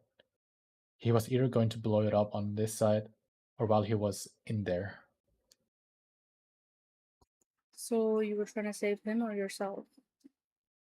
Neither. I was trying to save the road.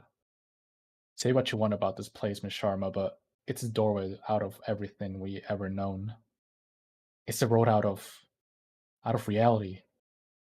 It may be the most significant frontier we ever crossed, and that's part of me knew that was too important for one man to take away. For the second time today, Rob battles back tears, and for the second time he fails. They roll silently down the street as it continues on. He was more injured than I thought. He'd hurt himself bad before he reached me. That's why he headed to the tunnel so quick. He wanted to destroy it while we still could. The road had almost taken everything from him, and then I took the rest. I denied him his hope, turned away his chance to leave the world on his own terms. In the end, he didn't even seem angry. He just asked after Marjorie, asked me why she did it, why she left.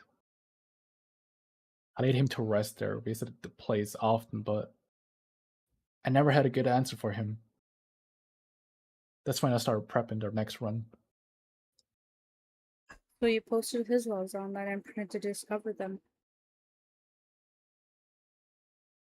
Thought people would ask less questions that way. And where did we all fit into this? Why did you bring us here with you?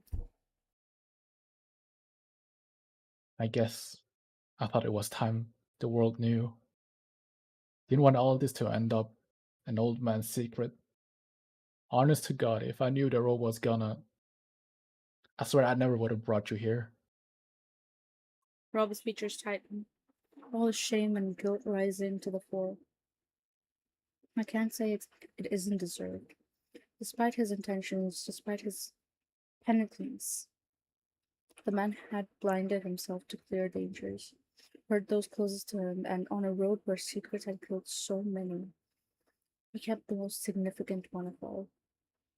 Well, perhaps not the most significant. You didn't bring us here, Rob. Rob turns to me, confused. I met someone in the forest last night, a figure, just like the one you saw in Japan. Looked like static you see on a TV screen. I think it was you, Rob. I think I saw you, and I think that all those years ago. In my current state, the mechanics of the event and their stunning implications lie beyond my explanatory capacity. In the end, I just raise my lost right arm and wait for Rob to make the connection. A moment later, the car screeches to a halt. Rob stares straight ahead, his knuckles white against the steering wheel. I'm aware that beneath the stone-set features, every square inch of gray matter is fighting to process the fresh revelation.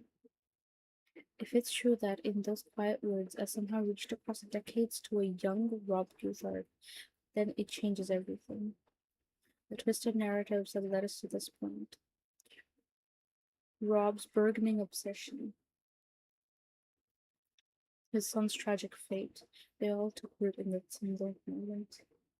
More than a decade prior to my own birth, I placed us on the path which would lead me to his door. As chaotic as the road often seems, the moment in the forest hints at something deeper, something intentional. Rob steps out of the car for a while, for wordlessly climbing back in and firing up the Wrangler. From that point on, we continue as two silent passengers, lost in thought, disappearing into the sandstone mountains. We travel across the thin mountain road for the next 2 hours, a wall of crooked rock hemming us in. When we pass on to the other side and the outcrop falls away, the landscape below us has changed completely and retreated to a strange and breathtaking sight. Venom, your Discord is doing that thing again.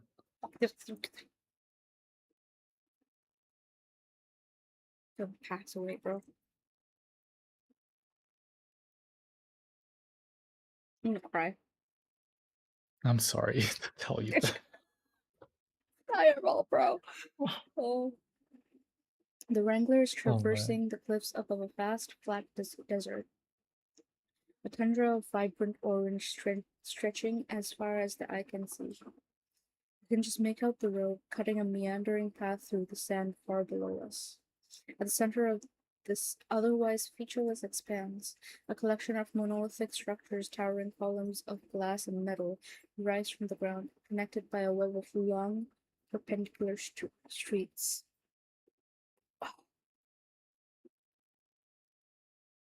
There's a city. There's a city on the road. Rob keeps his eyes forward, despite the epic majesty of the cityscape below us. I can tell that his mind is elsewhere, and that he's still digesting the contents of our interview. In the end, I think it's best to leave him alone with his thoughts. We stay on the mountain for another 20 minutes before finally winding down to the desert floor.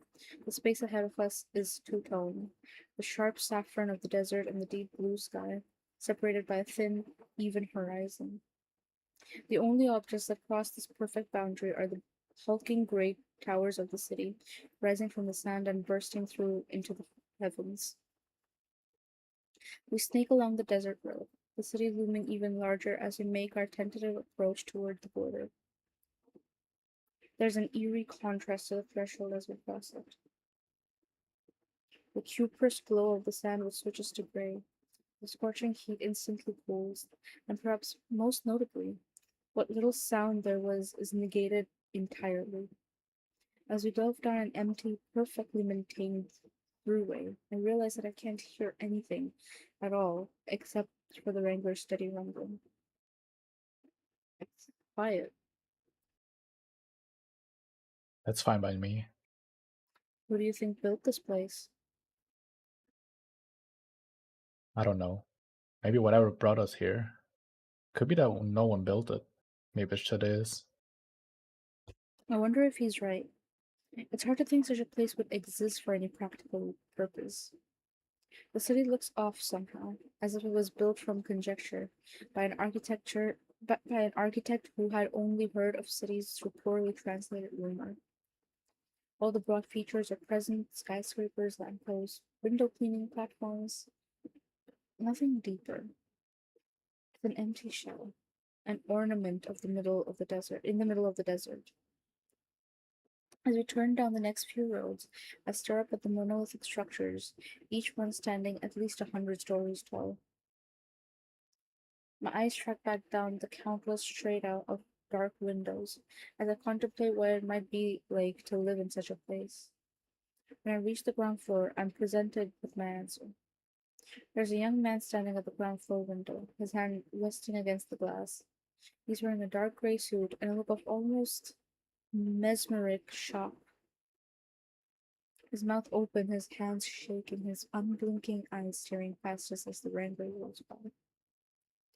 My eyes quickly track back up the skyscraper's glass facade, scrutinizing each row of windows in turn. I'd naively hoped the buildings would be empty, that this place would be nothing more than a colossal ghost town. Now that I know otherwise, each pane of glass feels like a dark pool of water, still on the surface, but with sinister potential lurking within its depths. A few seconds later, more of them arrive. There aren't many at first, just a few scattered figures stepping up to their windows, pressing themselves against the glass. However, like a light sprinkling of rain that erupts into a downpour, the frequency of their arrival quickly doubles, then triples, until not a single space lies unoccupied. The rancor shrinks, shrinks? Question mark? Yeah. The, the rancor shrinks, subject to the scrutiny of countless individuals on every floor, in every window, all of them clad in the same monochromatic formal wear, and staring down at us like the emissaries of a grand tribunal. As the wrangler passes by, they continue to stare straight ahead, though it's clear they're aware of our presence. Rob, Rob, there's I see him. this freaky out bullshit.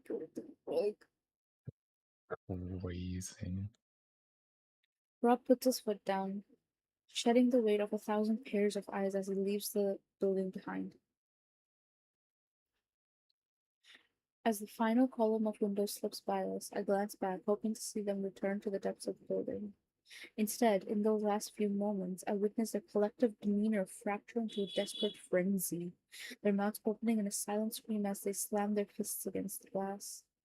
Turning back around, I stare into the buildings that currently flank our vehicle. The figures have already arrived at the windows, and their calm is already fading.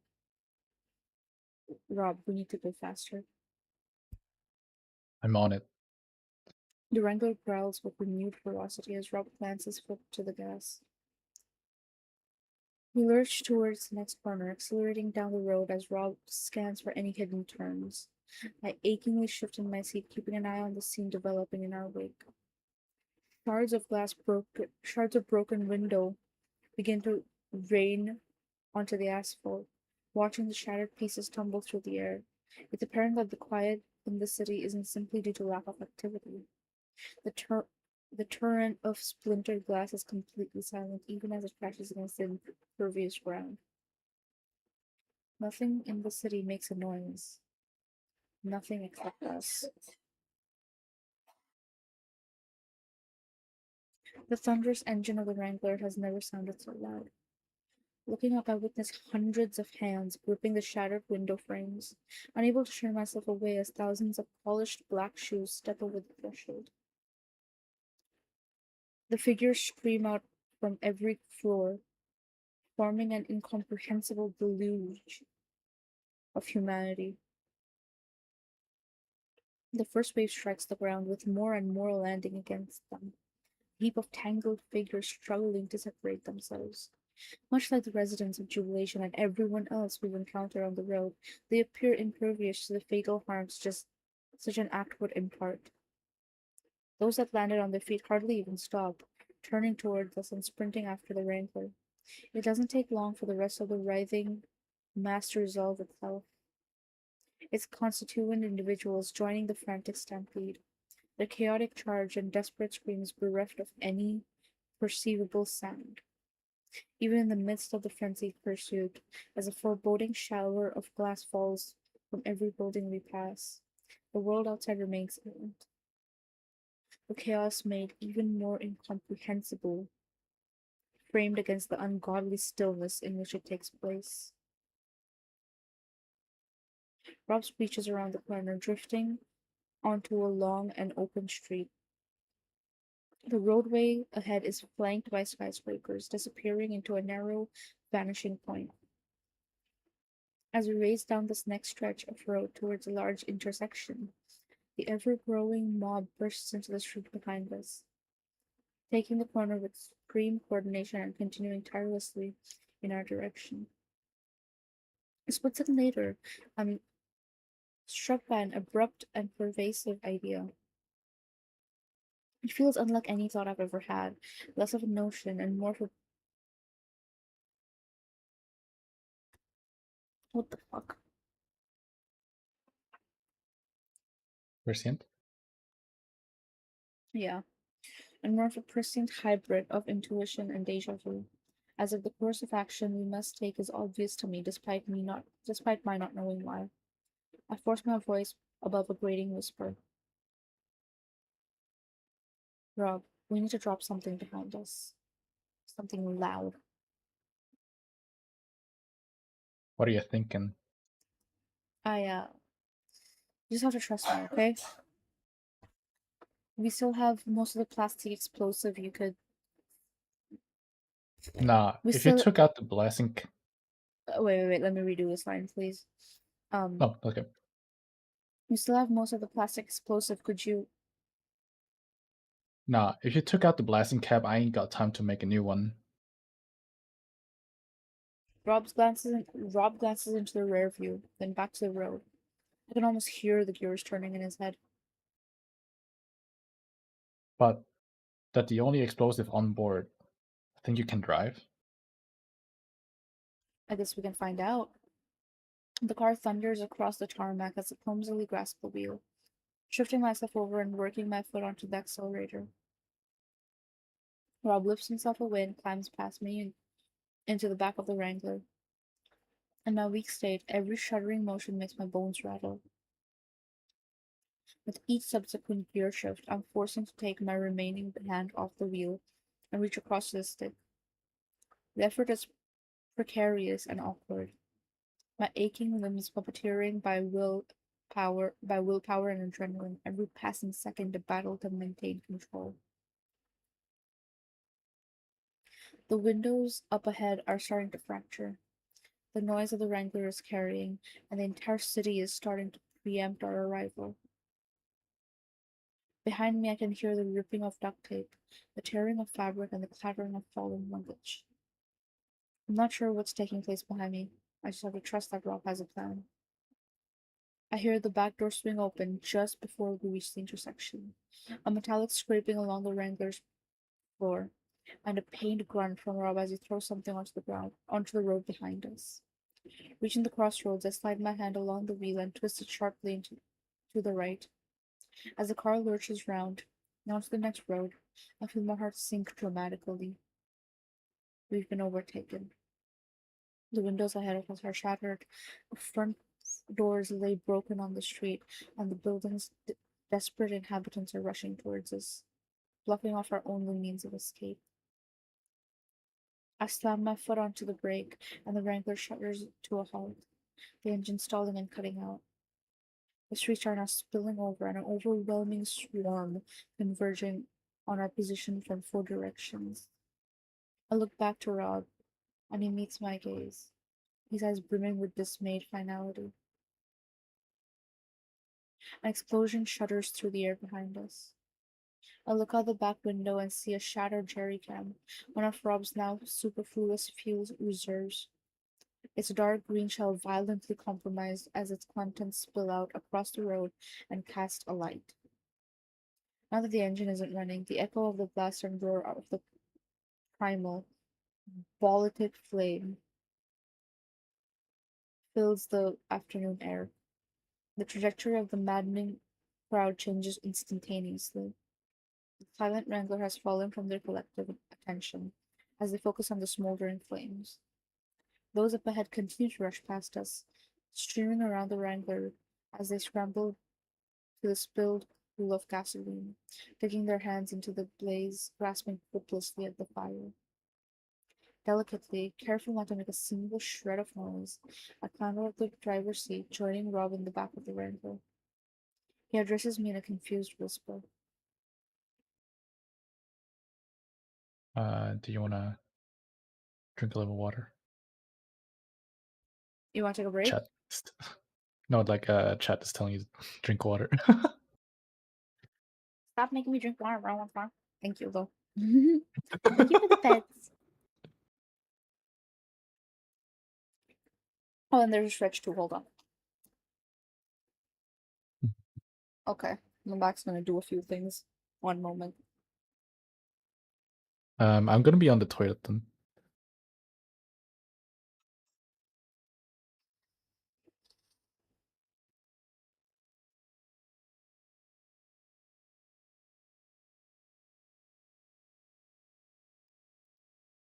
Alrighty.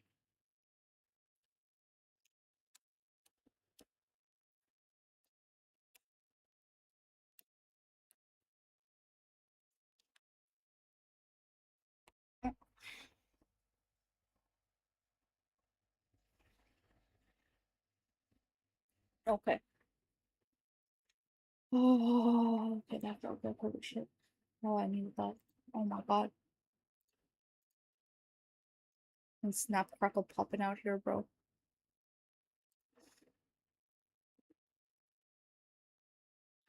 Thank you for the water. We're gonna pause for a little bit. Um,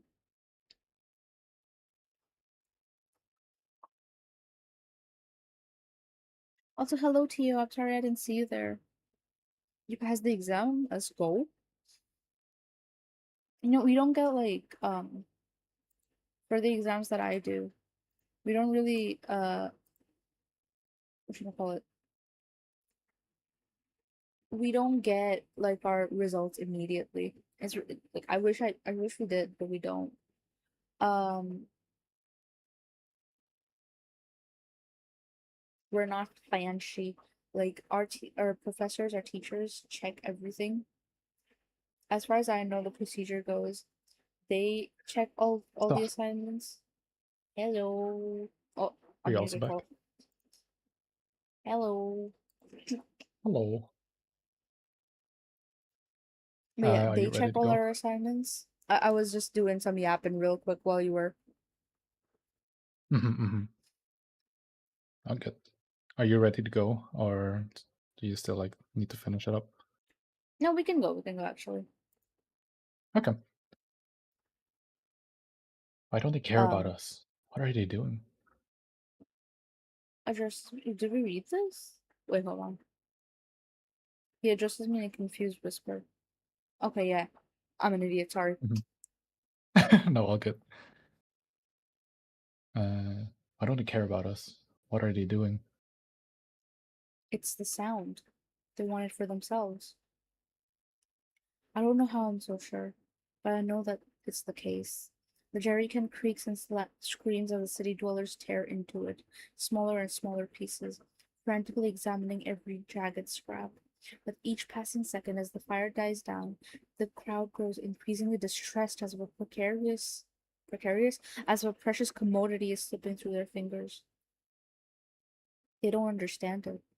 They pull it apart trying to figure it out, and they'll never get any closer. And it'll be quiet again. Where are you getting this from? I don't know, um, just a feeling. Well, pretty sure they would have pulled us apart too. I'd say we're pretty lucky. Yeah, pretty lucky. As the last of the gasoline is eaten up and the fire dies away, the cereals remain in the streets, devoid of the momentary sense of purpose, the prize vanishing into the ether. The crowd's desperation fades into a hushed despondency. I watch them as they pass by, countless faces racked with sorrow, their aimless shuffling forming a lonesome sea, a grayscale ocean that spans the desolate city. The Wrangler is now adrift in the center of that ocean. It's clear that any attempt to start the engine would bring the entire city down on us, reigniting their futile hope, causing them to tear through the car and anything inside it. For the foreseeable future, we're completely stranded. Don't worry about it, okay? I don't think they're gonna leave, Rob. They'll leave. Okay, and what then? They'll still be everywhere. Hey, we're a smart pair. We'll think of something. Hold on. Actually, um, I Yes. need. This reminds me of something. I need to show you a little funny haha. Oh no. Should I like show it on stream or Yeah, yeah, you can. Where is it? I I have to swear I see like sent it what to it is? somebody. Oh, there it is. Oh boy. Copy image.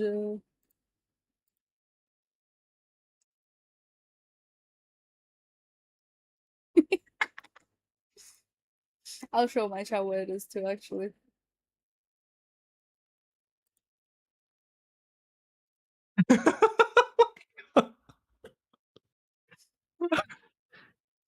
Oh my god. This is what they sound like. I mean, that is so true. This is literally what they sound like right now. Oh my god. Wait, let me Hold just on, let me show it to my chat. show it on stream. Oh, god. Yeah. Thank you for the follow, Doug Lucius. Welcome in. Hope Uh, you've been doing good. this is them right now. Hi, Lucius, welcome. This is them right now. Me insane, Like talking to my totally. friend, also insane. You're not insane, and neither am I. Like, Oh hey, my we're a god. smart pair. Okay, man. Whatever you say. Whatever Thank you're you, on about. jeez. Thank you so much for the hydrate and the stretch. was like, hi, I mean, if you Mocha. can't be the Lulu together, are you really? Yeah, exactly.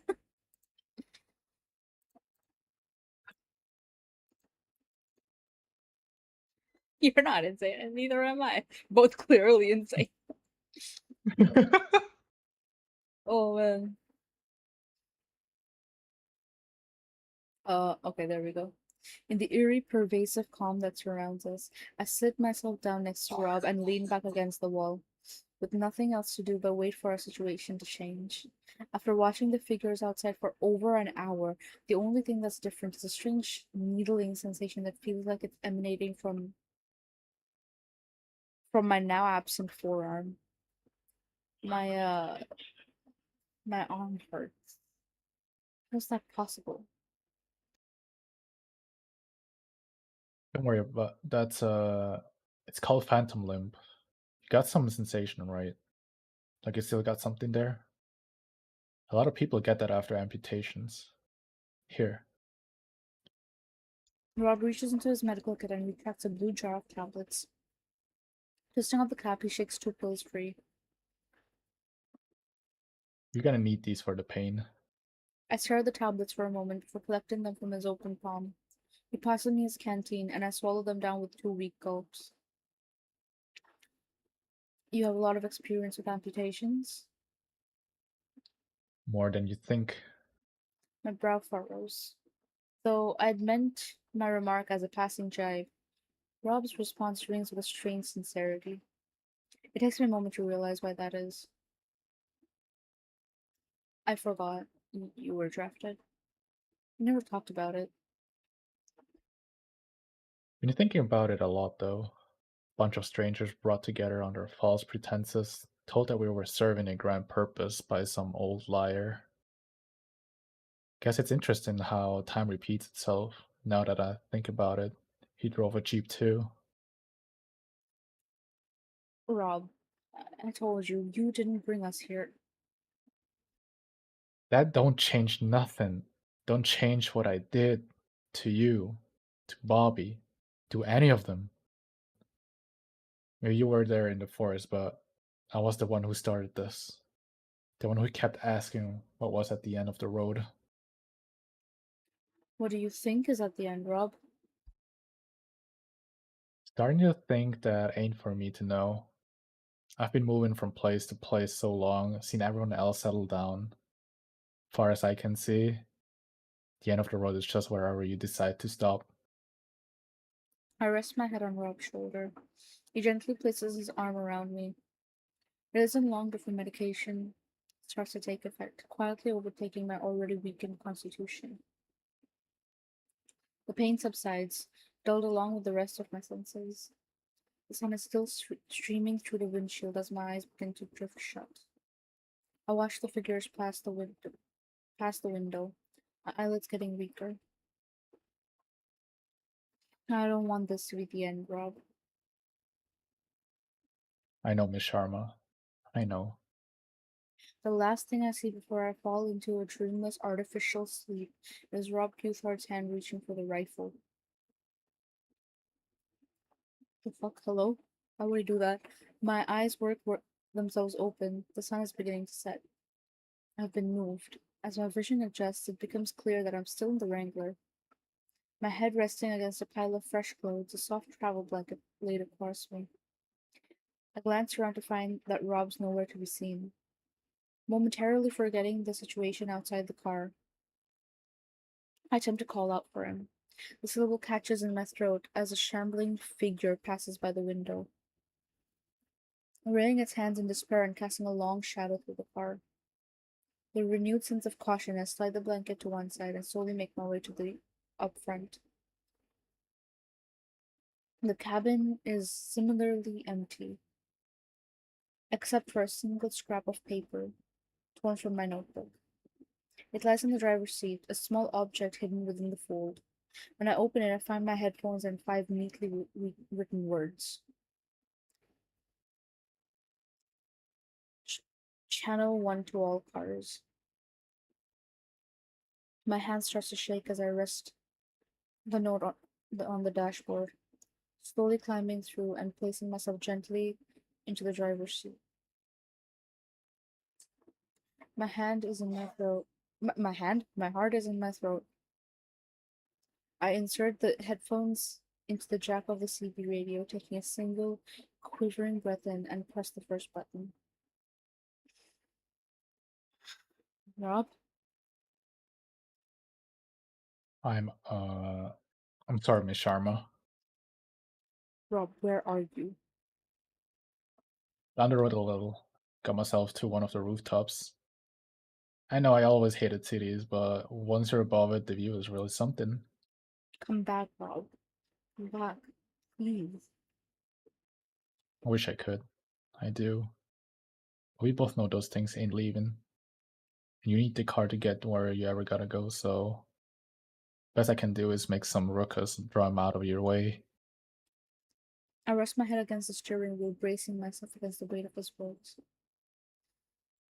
I can't do this without you. I don't think that's true, Miss Sharma. I think whatever is on this road, it wants you to make it all the way. All I was meant to do was bring you this far. Now you don't have to listen to it. You can turn around and head home. But either way, only one of us is driving out of here. So I guess the only purpose left is which way do you want to go? Read the last sentence again.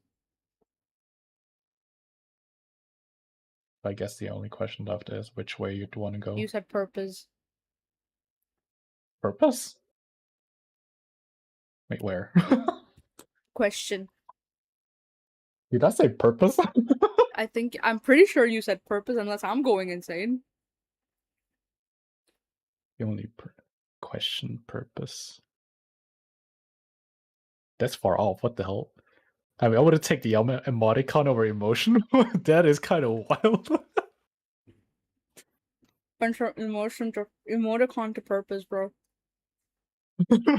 Are you okay? Hey, Like it's not that far off.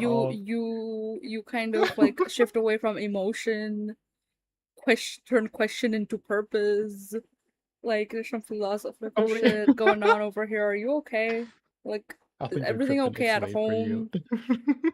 home? Is everything okay at home? Are the wife and kids all right? I think I got the monster. I got the wings. What did you put in those? I'm not seeing Oh, right. Is the van white? is the yo? That's racist.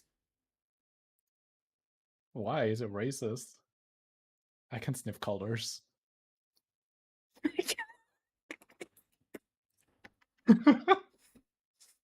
Want me to see sound too? What have you been smoking, bro? I don't know. What are you putting in those wings? What are you smoking? Can sniff colors. Whatever it smell is, I want some colors. of that, bro. Holy shit! What are you? Got it for free.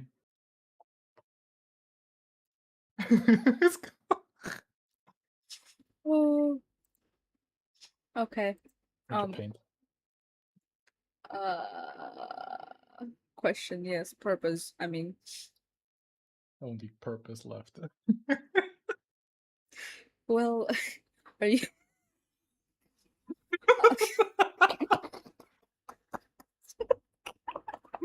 Stop it.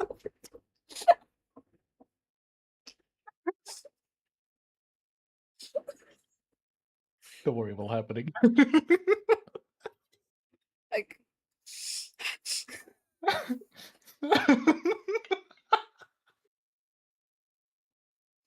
hold on. We're gonna do this today. We we got it. we got it. We're gonna make it through this. Um.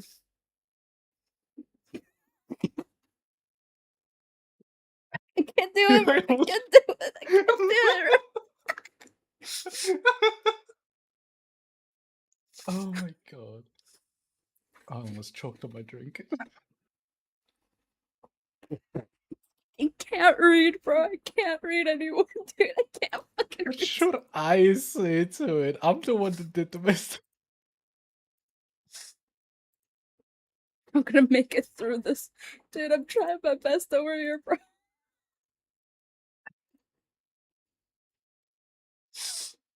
Bro, it ain't Oh fair, my bro. god. Well, are you ahead of me or behind me? I can be anywhere. It's your choice, Miss Sharma. Dang, why are they getting freaky over here, bro? Um, in the wake of Rob's words, in the shadow of the decision, I'm cast into silence. Not because the choice is hard, but because I'm ashamed that it's so easy. It was made the moment I first stepped into the Wrangler and renewed in every perplexing moment since. The need to know, to comprehend, to uncover the truth has been with me all my life, but I never knew its roots ran so deep. That would endure so ardently when everything else, everyone else, had been stripped away. I stare into the rearview mirror, seeing myself for the first time, and I have to admit, I'm scared. Stay where you are, Rob. Okay, Miss Sharma. You ready? Yeah, I'm ready. Alright then. Suppose it's about time this thing did some good. The shot explodes through the radio before a faint booming echo reaches me on the quiet city air. Its effects on the city dwellers is immediate. Their collective melancholy shatters in an instant, replaced by a renewed fixation. Before I know it, the disparate the desperate crowd unites once more into a stampeding horde, rushing past the windows of the Wrangler and back down the road towards the source of the noise. They underway. As the last of the city dwellers disappear behind me, I run my hand across the steering wheel down to the ignition. Yeah, yeah, they're on their way. Okay then. What are you waiting for? With a fateful twist of the key, the Wrangler roars back to life. The wheels kick against the asphalt, transporting me through the streets of the city. As I barrel away from the intersection, I see a small contingent of pursuers rushing around the corner behind me. Rob fires the rifle again, maintaining the attention of the majority. The stragglers fall away in my rearview mirror, losing ground against the Wrangler. I take the first left, the next possible right, then another left, a few minutes later, and I eventually find myself on the last stretch of road, leading me back to the vast and empty desert. So you're gonna make it? Yeah, I'm gonna make it. Good. That's good. Miss Sharma, if if you find Majory, if you get a chance to let me know, well, it's more than I deserve, but Of course. Of course I will. I appreciate that. Okay, they're gonna be here soon, so I'm gonna go radio silent for a while. If I call, you'll know I made it out. If I don't call, you just assume I made it out. Okay? Please tell me you're gonna be alright, Rob. It's been a real honor driving with you, Miss Sharma. The sound of a final shot reverberates through the radio. It echoes its echo drowned out by the roaring engine of the Wrangler. The world shifts around me as I burst out of the city and back onto the desert road. The way ahead is laden with immense possibility, yet as I disappear into the vastness of the desert, I can only think of what I've left behind. Rob J. Guthart had his flaws, marked by loss, driven by obsession, his good intentions often paving the way to tragedy and heartbreak. As the tears begin to roll down my cheeks, I decide to remember him differently. As a valued friend, a good man, and, above all else, a great story, no matter how you tell it. Doug, Doug, Oh Doug, my god. Doug, Doug. Everyone's gone. Bro, why are they doing this? This can't keep. I'm sick of this. I'm sick of Oh it. my god. I'm sick of it. He just he came I'm sick back. of it. I'm sick of Only he for him he to get back again. I swear. I swear, bro. I'm telling you. I'm telling you, bro. Why did he do that? Next, like, Hmm. next chapter, I'm telling you, he's gonna come back. I'm telling you, he's gonna come back. I'm gonna check, but he's still. Very I likely. know. I have hope he's coming back. Well, we both hoping that. I hope he's gonna be back soon too. Imagine it ends like, holy shit! Imagine it ends like, because we know that Alice disappeared too. Hmm. So Alice, like, this all of this being written right in the beginning, um, the person posting all this did say like, Hmm. yeah, I think Alice recorded how she got disappeared, like how she went missing. Hmm. So all of this is just Alice's story of how she went missing. Basically, but just like nothing else from her. But Yeah, yeah, yeah. she should have gotten this story out somehow No, no, no, because there. because no, no, because in the beginning, do you remember the person posting all this? You know, the person who keeps like um talking right in the beginning, like, "Oh, I'm sorry for not being able Mhm. to post." Da, da, da. That person was Alice's friend in university, Yeah. in college, whatever. Hmm. And he receives an email with Hmm. Alice's initials on it. Hmm. That's how he has access to the story, and that's like this entire story, and he's posting it bit by bit. And Hmm. Alice is missing. That much we know. Alice is missing. This entire story is just Alice, and they mentioned like in the beginning, like I think Alice recorded how she went missing. So the story is Question just would be like how do you get the recording? That's what I'm wondering. the recording of like the Or voiceovers. like, or no, not the recordings, or like the story, like how he received that email. That's the thing. There was no like There's no reception like from that world to the real yeah, world. that's there too, but also like that's the part we don't know. Who sent him the email, how he got the email, we don't know.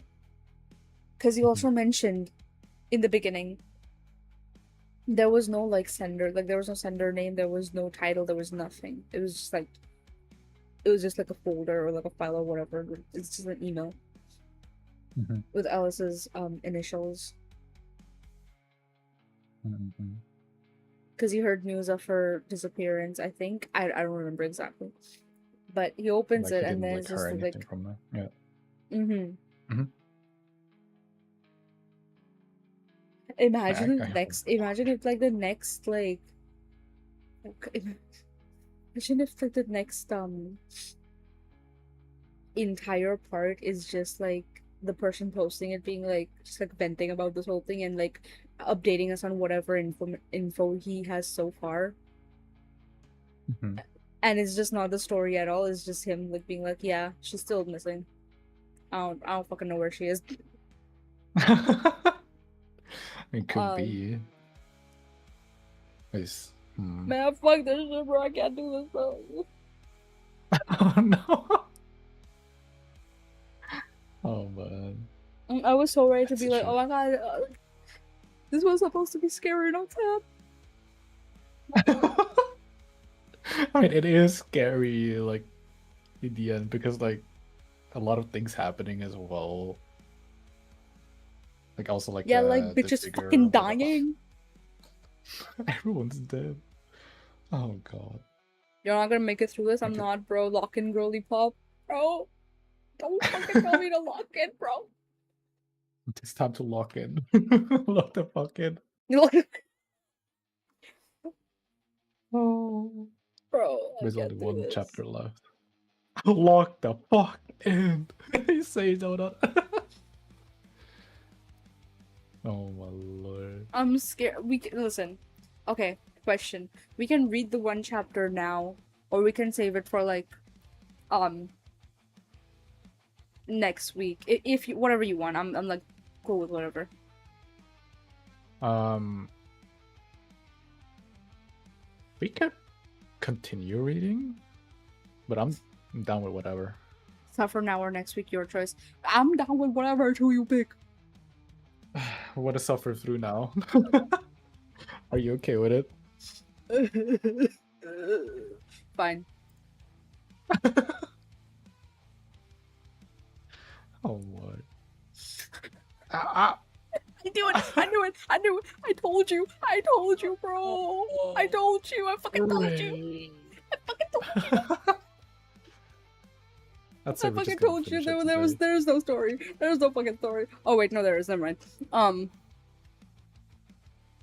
retarded. Anyways, go on, read. Oh my god. I mean, you did the narration now, right? Because Rob Yeah, is... like the beginning part. Mm-mm-mm. Well then, here we are. I have to be honest, when I posted the first of these logs from my bedroom in North London, I didn't think it would go very far. After all, why would it? I wasn't a regular contributor to this site, nor a seasoned veteran of the paranormal. I was just a man who missed his friend seeking a few words of wisdom from an online message board, open to the idea that it wouldn't lead anywhere. Suffice to say, I couldn't have been more wrong. Over the past 2 months, the incredible advice I've received from this forum and the amazing leads you've sent my way have opened up entire worlds of possibility. It's thanks to all of you that I'm where I am now, sitting in a rental car on a quiet street in Phoenix, Arizona, posting the last of Alice records. I realize I've written more than usual for my part. Apologies for this. If you want to skip straight to Alice's section, that's fine. Otherwise, please consider this prologue to the epilogue. It's very, very early in the morning over here, with only the gravest of the graveyard shift out on the streets. By all rights, I should be in bed and not wasting petrol on an aimless drive through the city. The ritual helps me think, however, and I'd recently been given a lot to think about, courtesy of a young woman at a local bar. She was a forum member who'd contact me over direct message. Oh my god, Logan, I'm scared. What happened? What happened? What happened? Did you get I flashback got freaked out? What? no, I got thrown. Oh, he's getting Man, beat up. I'm starting to tweak again. It just looks like it's tweaking out. It's so fucking funny, bro. The hell? To indecisive people, bro. I earlier today, like when I was at like a friend's place and there was like four of us and we were like ordering food, right? Initially, it was just me and like one dude, and like two other friends joined us later. And I was sitting there like, man, I'm really hungry. We should order something. And he was like, okay, what do you want to eat? And I'm like, what do you mean, what do you want to eat? Why are you asking me? And he's like, because I don't know. I don't eat at this time around. I'm like, fuck no. Hell no. And then I was like, like, I went for the safe option. I was like, oh, we could get pizza. And he was like, okay, where do you order pizza from? I'm like, Domino's. And he's like, oh, I like Pizza Hut. And I was like, okay, then I guess we're not ordering pizza. I did not I hear am what not. you said. I am not having that argument with anybody. Like if I say Domino's and the other person says pizza, I'm like, okay, well, I guess we're not having pizza then. And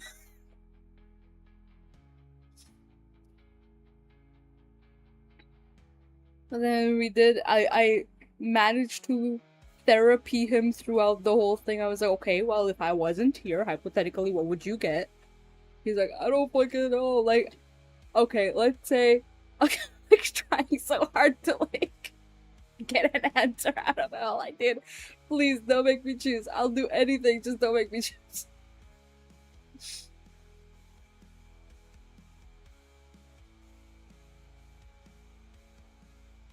Oh. Also, So I'm everything is. sorry. I'm sorry. Also, Oh my. Yeah.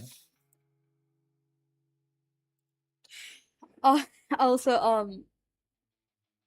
I don't care if people think I'm wrong. Thin crust tastes like crackers with toppings. Um,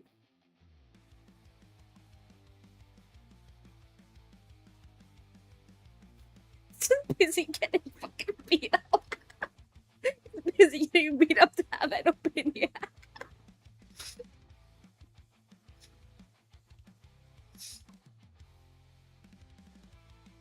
Yeah, that makes sense.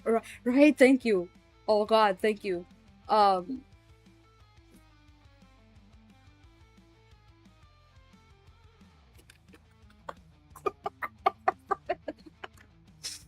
I'm glad you added the epilepsy warning.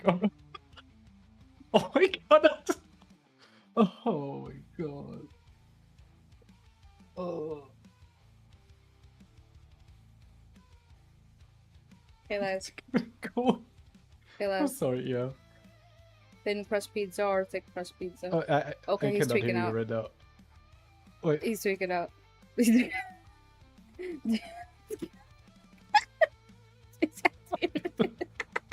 Do you? I can't I'm do sorry. this.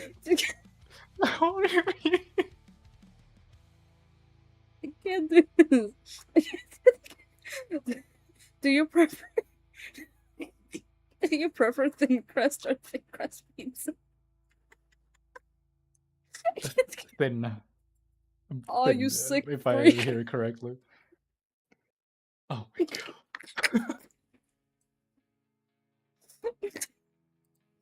I'm glad you added that. Oh my god.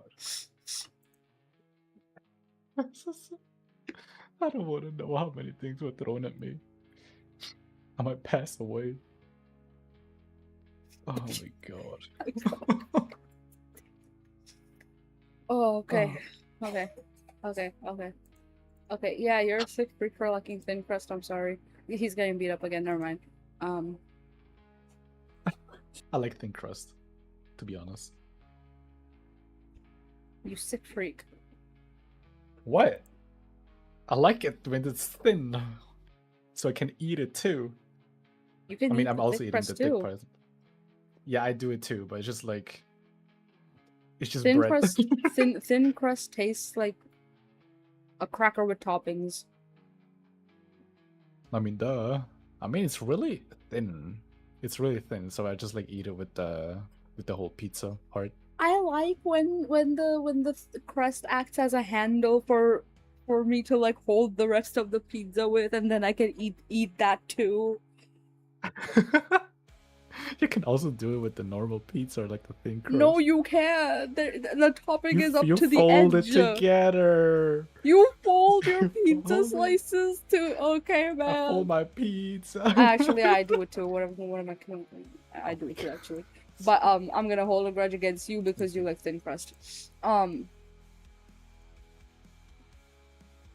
Pizza.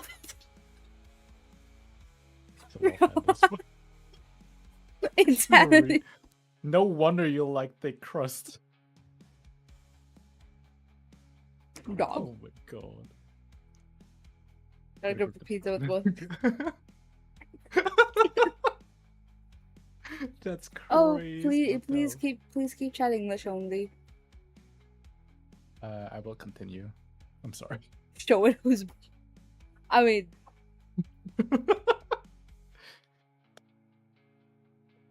The pizza has toppings. You need to show who's the topper.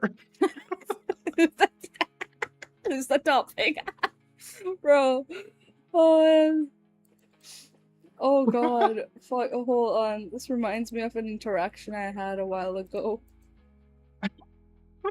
What does it remind you of? Fuck. I'm concerned. I'm concerned what you're gonna be pulling out now. So, this was back when I was like. When they asked me for pizza toppings, I told them me. I remember. You just like lay on top of that, like the bread dough. I remember the last time I was in a relationship. It was like I remember like my family had ordered pizza and I was on call with this person, and for context, they were like white American. This is important to the story. So,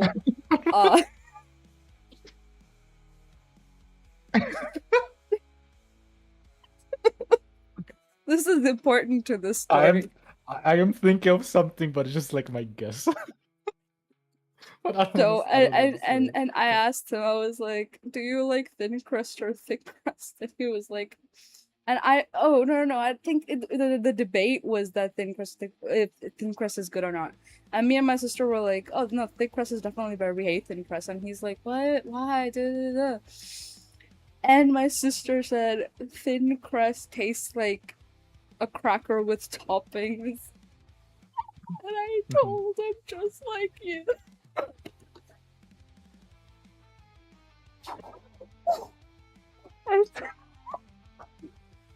You know, because he's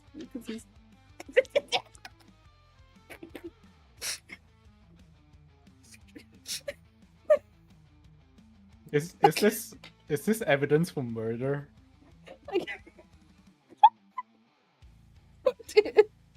I'm pretty sure it is, and we got it in 4K now. Oh. This is going in the docket now, please. No. I was telling you it's relevant to the story. There's a good reason why it was relevant to the story.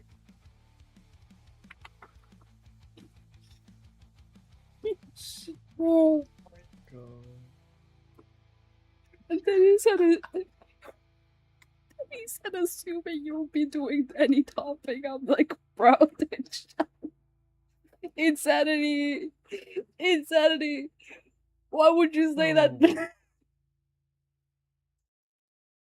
The chain of relevant has led us to talking about pizza and a creepypasta. Oh my god. I mean, pizza and pasta is not that far off. Right? Anyways, I'll continue. Oh man. When we met up early in the night, it was clear she'd gone a great deal of research, charting every mirror shop in Phoenix in an attempt to reconstruct the route Alice took from February 7th, 2017. We spoke for quite a while about the game, about Alice, and about life in general. Once closing time rolled around, she handed me a printout of the most likely route with all the key locations circled. Then, in the final minutes before we parted ways, she nervously asked me 2 questions. The first put me in a rather sour mood. The second provided the fuel for my 3 a.m. drive. Question 1. Are you sure she wants you to find her? I've been hearing the same inquiry from a few of you recently, especially since Part 9 was posted. People commenting that Alice made a clear choice when she left Rob behind in the Silent City, that I was searching for someone who wasn't seeking a return. I'd like to take a moment to respond to this, as I responded to it earlier tonight. To be clear, the Alice I know wouldn't do that. She was planning to come back. She told us as much. I'm not going to waste your time with my theories, but we've seen what the road can do to people's minds, how it can carry them away against their better judgment. I understand why it's being asked, but if those sorts of questions are all you have to offer, I kindly ask you to find another way to help. Question 2 was less clear-cut. What are you going to do now? It's something you guys have also been asking me, but that was the first time I'd heard of the question out loud. In the awkward silence that followed, it became obvious to her, and in some ways to me, that I didn't yet have an answer. I decided to take the drive while I figured it out. I've been in my car for the rest of the night. After an hour of aimless meander. Shut. I'm not the one who said emoticon.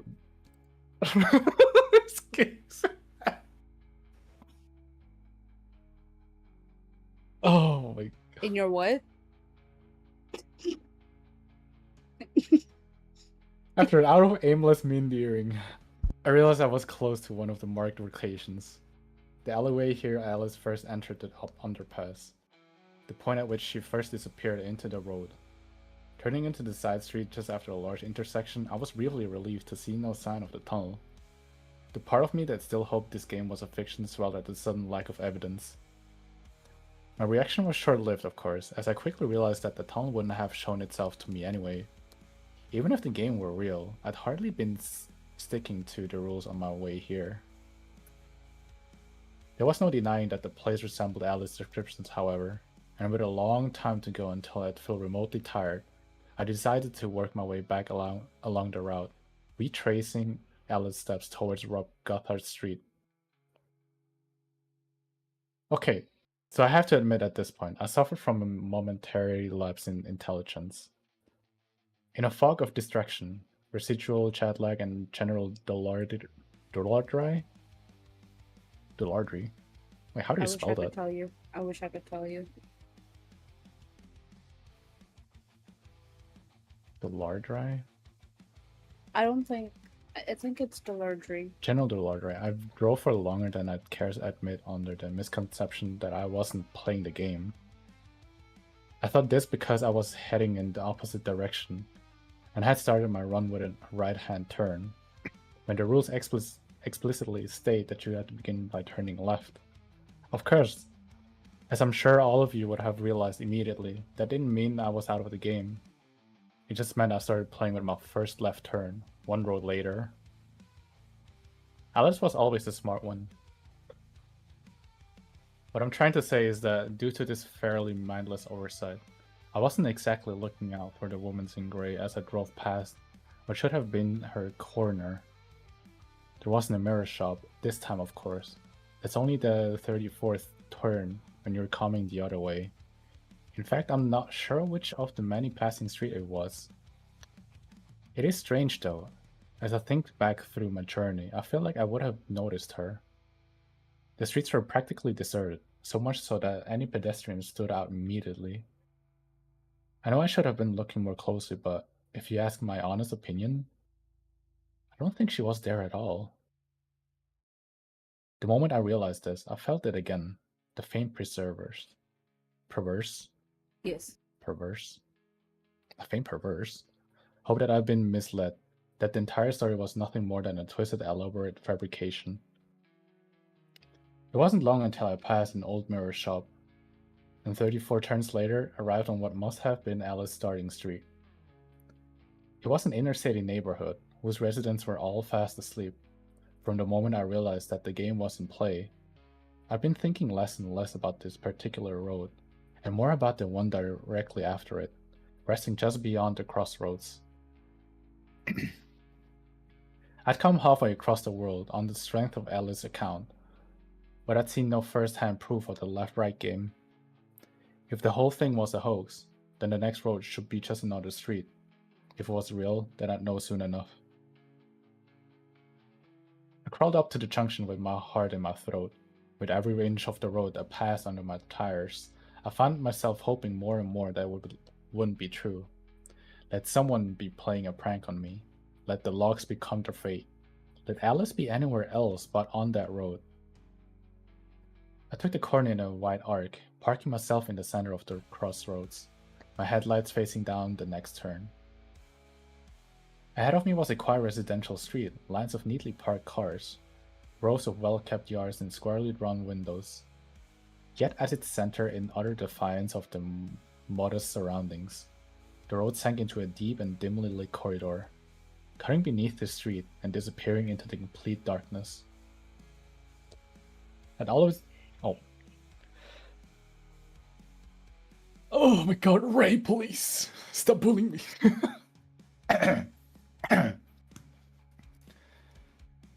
I'd always known it was true.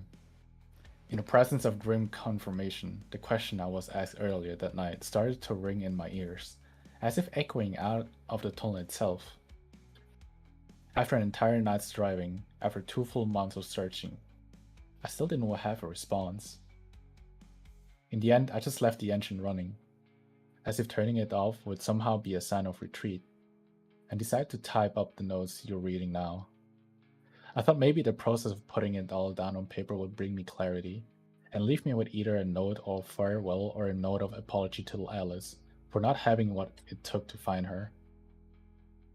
And now here I am, still undecided, still riding, still sitting in this rental car on a quiet street in Phoenix, Arizona. Though perhaps the street's not as quiet as I thought. I've just looked back to the previous road, down the street where Alice began her journey. As I type this very paragraph, I can see a figure standing on the sidewalk, just outside one of the houses. It isn't the woman in gray this time. Though it's almost too dark to make out, I can tell the figure is an older male, well built and imposing. The rugged features of his weathered face half lit by moonlight. I've never seen this person before, yet he bears a striking resemblance to another man. A man whose description has well recorded within the pages of Ellie's logs. He watches me in silence, staring through the window of my still running car. I wonder if he can help. Bro, bro, bro, bro, bro, bro, bro, bro, bro, bro, bro, bro, bro, bro, bro, bro, bro, bro, bro, bro. Bro. I'm gonna do this too, right? Bro, bro, bro, bro, bro, bro, bro. Theory. Big theory. The game is psychological. Okay. It's very psychological in the sense that how so Okay. so when Rob was playing with everybody else, it was a woman in gray. And we have established in the story that that woman in gray was Marjorie. That was Rob's son's wife. So it was someone that Rob knew, like, that died, basically, or like that was taken by the road. Whose death wasn't like seen by anybody. It's just that she disappeared on the road. And when Alice was like last chapter, Rob disappeared. We don't know how he died. We don't know if he died. We just know that he just lost to the road. And now the person where the woman in gray is supposed to be, that's Rob. It's someone else. That's Rob. Did Rob smoke? Wait, no, it didn't smoke. Wait, what was it again? No. It could be Rob, yeah. It's Rob because like look at the description, right? The older male. Rob was in his 60s, well built and imposing. That was I remember Rob being described like that. Rugged features on his weathered face, half lit by moonlight. He bears a striking resemblance to another man, a man whose description has been well recorded within the pages of Alice's logs. The only man whose like description was well recorded was Rob's, because he was like, it's the main like character like described and like talking to. Yeah. Rob was lost to the road without like his without a clear death. Could be actually be him. Oh my god. How much would you bet on that? Bro, everything, bro. I have my whole collection of Monster Cans to bed, bro. You betting your Monster Cans is crazy. Bro, listen, that shit is national treasure to me. Don't even. Alright. I'm gonna telling continue, you. or Telling you it's right. After this is like the game.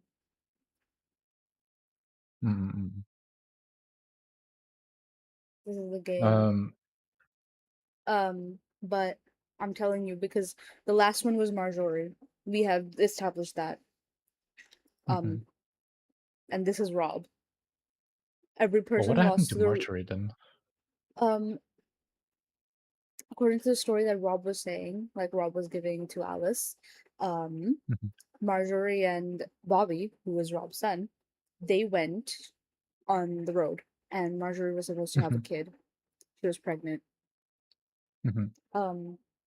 But I think I don't remember, but like they got lost, and Marjorie was left in the tunnel, like in that road, on the road, Mm-hmm. and Bobby came back.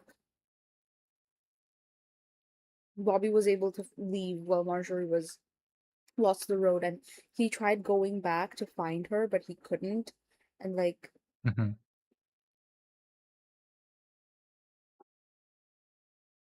so there was no like Rob or Bobby. Nobody knew if Marjorie actually died or if she's still out there on the road. Nobody Mm-hmm. knows Mm-hmm. because there was no like, none of them watched her die. Meanwhile, this whole time with all of our crew members, we watched them die. Mm-hmm. We watched Ace die. We watched Blue Jay die. We watched Claude. Claude was his name Claude? Bonnie and Clyde and Clyde, yes. We watched Clyde die. We watched Bonnie die. We watched Apollo, Lilith, Eve. We watched them, like we witnessed them dying. Like we saw what happened to them. We did not see what happened to Rob. We just drove away. Like Alice just drove that's away. true. That's true. Huh. So their death is not like certain. We don't know. We don't fucking know what happened. So that the woman in gray was Marjorie because they never saw her die. She just disappeared, and it's Rob. And now that since Alice disappeared, I think what's gonna happen is since Alice also disappeared to the road because nobody else knows, Mm-hmm. and our main character, like this person, a Mm-hmm. person like uploading all these, he's also accidentally playing the game now. Oh boy. If he saw Rob, I think the next person who comes by will see Alice. Probably, who knows? Because she's also disappeared to the road or something. Like I don't Or know, bro. I'm like I'm going unless they insane, bro. come back, maybe no. How would they come back Or is it though? like How the fuck would they drive come all the back, way bro? back again? Imagine I was Oh just my sitting at the head god. of the tunnel on this side, on like the sane side of the world. I'm like, what the fuck are you? I was here like since forever, bro. I wonder if time functions differently on each end of the road as well, like on each like side of the tunnel. Because they're like different realities, right? Mm-hmm. I am not sure to be honest. Okay, okay, What let's happens if keep you like reading. fall into the back rooms? We'll go on to backwards. Okay, Are okay. Uh, you gonna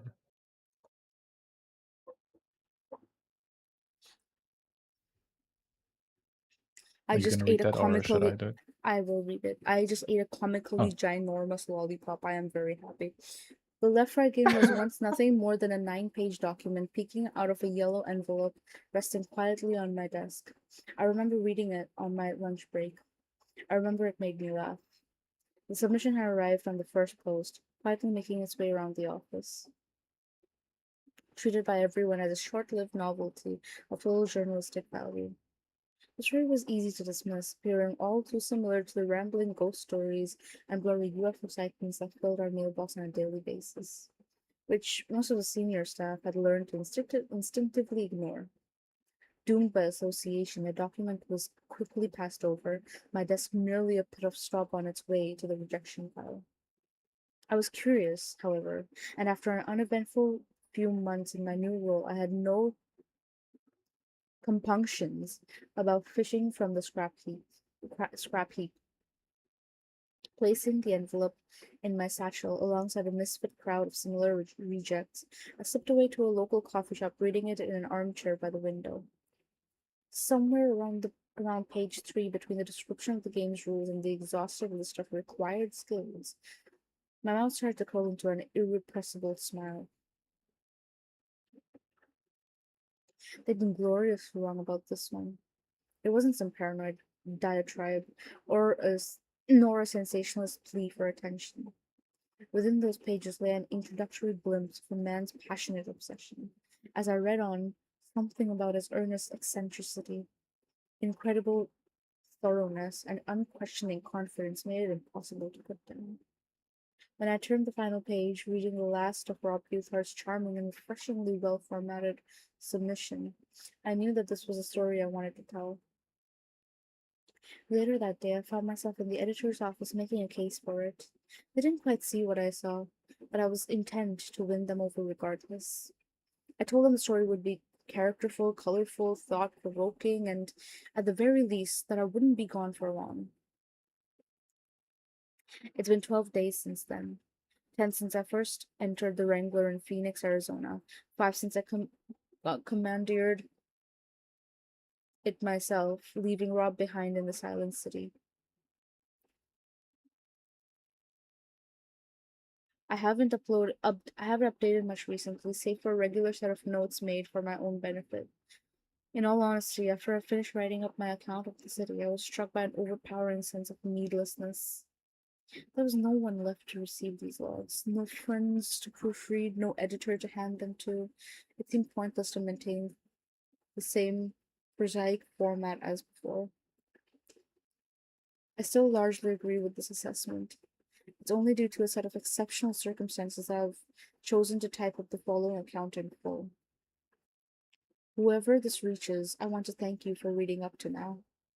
I'm quite sure this will be my final installment. The moon has broken, and in my entire life, I've never witnessed an evening so still. The air is cool and quiet, and the Wrangler cuts cleanly through it as I glide down a stretch of evening tarmac.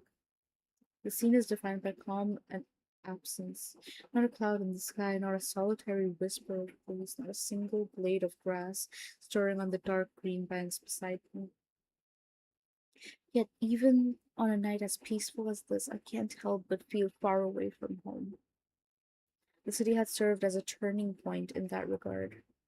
Before we reached those titanic monoliths, the landscapes we passed through generally resembled the world I once knew. A few obvious exceptions aside, there was nothing about the environments that looked truly divorced from reality. That's all changed now.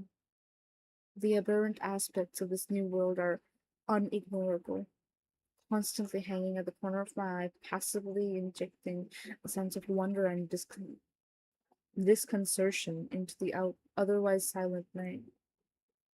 A few days ago, the moon started to crack like old porcelain. I hardly noticed at first, my eyes fixed on the road as it loomed over me, quietly splintering into three jagged pieces. As of tonight, the empty space between each fragment had significantly increased. If I focus on the sky for a little while, I can almost see them falling away from each other, charting infinite and lonesome trajectories through a barren cosmos, against a backdrop of foreign constellations. The stars themselves fall further as they should. The night sky travels down past the horizon and continues below it, wrapping underneath the grassy bank, as if the road and the narrow plains on either side are suspended in the middle of a vast abyss, a platform in the middle of open space. At least that's what I thought it was at first. It didn't take long before I noticed the broken moon was appearing twice in the sky, both above and below me. A pair of orbiting satellites identical in a perfect alignment. And that's when I realized that there were no stars below me. I was merely staring across a flat surface so flawlessly mirror-like as to cast a perfect reflection in the heavens above. I was driving through the center of a lake. The water is impossibly still. Since leaving the shoreline proper yesterday night, I've seen neither a wave nor a ripple across its placid surface. It's also undeniably vast, reaching beyond the horizon in every direction and continuing further still. Without being sure how I know, I'm aware that the waters carry on for an unspeakable distance, that I will sooner reach the stars themselves before setting foot on its opposite shore. I lean over and switch gears. The act of driving the Wrangler was a daunting one at first, but after the first 2 days I managed to make do.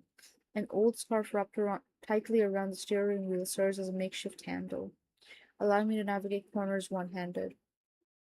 I don't have an elegant solution for the gear shift, but I've quickly grown used to the process. If I've learned anything from the road, it's that grace is the first casualty in the fight for survival. Adaptability, no matter how clumsy, outlasts it at every turn. You want to read from here? Yeah, I can.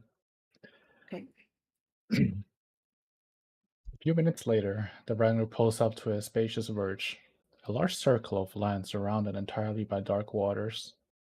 At the far end, the grass seems to fall away, dropping sharply into the lake with a deep dead stop. The road continues, of course, but it's the only thing that does. With nothing on either side, it forms a narrow bridge to perfectly flat asphalt raised on a bed of mud and rock. I press my boot onto the brake pedal, easing the Wrangler to a steady halt at the center of the clearing. For the first time today, I open the car door and climb out of my seat. The dull tap of asphalt shifts to a soft rustling as I make my way over to the lakeside. There's something on the shore, a barely discernible object, almost entirely concealed by a shock of verdant undergrowth. It's a miracle I'd managed to spy it from the road, though perhaps something about the stark uniformity of the landscape had made it stand out. As I advance towards the water and the object drops near, its indeterminate form solidifies in my mind. It's a human arm reaching out from the water and onto the bank. I crouch down to examine the few pertinent details. The fingers are still embedded firmly into the soil. The thumbnail is broken, colored by a peeling coat of faded varnish. There's a pallid, emaciated quality out to the skin, spreading down the arm until it disappears beneath a thick woolen sleeve. At the point it meets the surface, the water soaks into the fabric, turning it black from the original gray. With a sad exhalation, I rise to my feet and lean over the water's edge. The body of Marjorie Gothard lies against the silt, her cheek resting on the lake bed, her wide bewildered eyes staring out into the open lake. She's been almost perfectly preserved, save for the striking tautness of her skin and its mottled gray pallor. She looks exactly like the woman I saw on the 34th turn, who tried to repel me from the road, who'd spoken of a lake drinking her wounds clean. It seems her ramblings weren't completely void of fact. It's clear to see that Major has been exsanguinated so completely, in fact, that the only evidence that blood ever flowed through her veins is a large dark stain across her shredded blouse. It doesn't take long before the perpetrator makes itself known. As I stare into the water, a steady stream of formless whispers sink up through the depths of the lake. The softly spoken murmurings drift up to my ears, taking root in the back of my mind and instantly blooming into a flurry of deeply persuasive promises. I find myself entirely transfixed by the still water, as a myriad of generous offerings unfold and throughout my consciousness.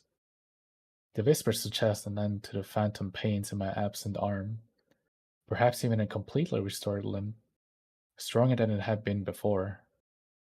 Furthermore, it shows me a glimpse of its incomprehensible span, its furthest bank reaching across countless worlds, its deepest point lying below everything.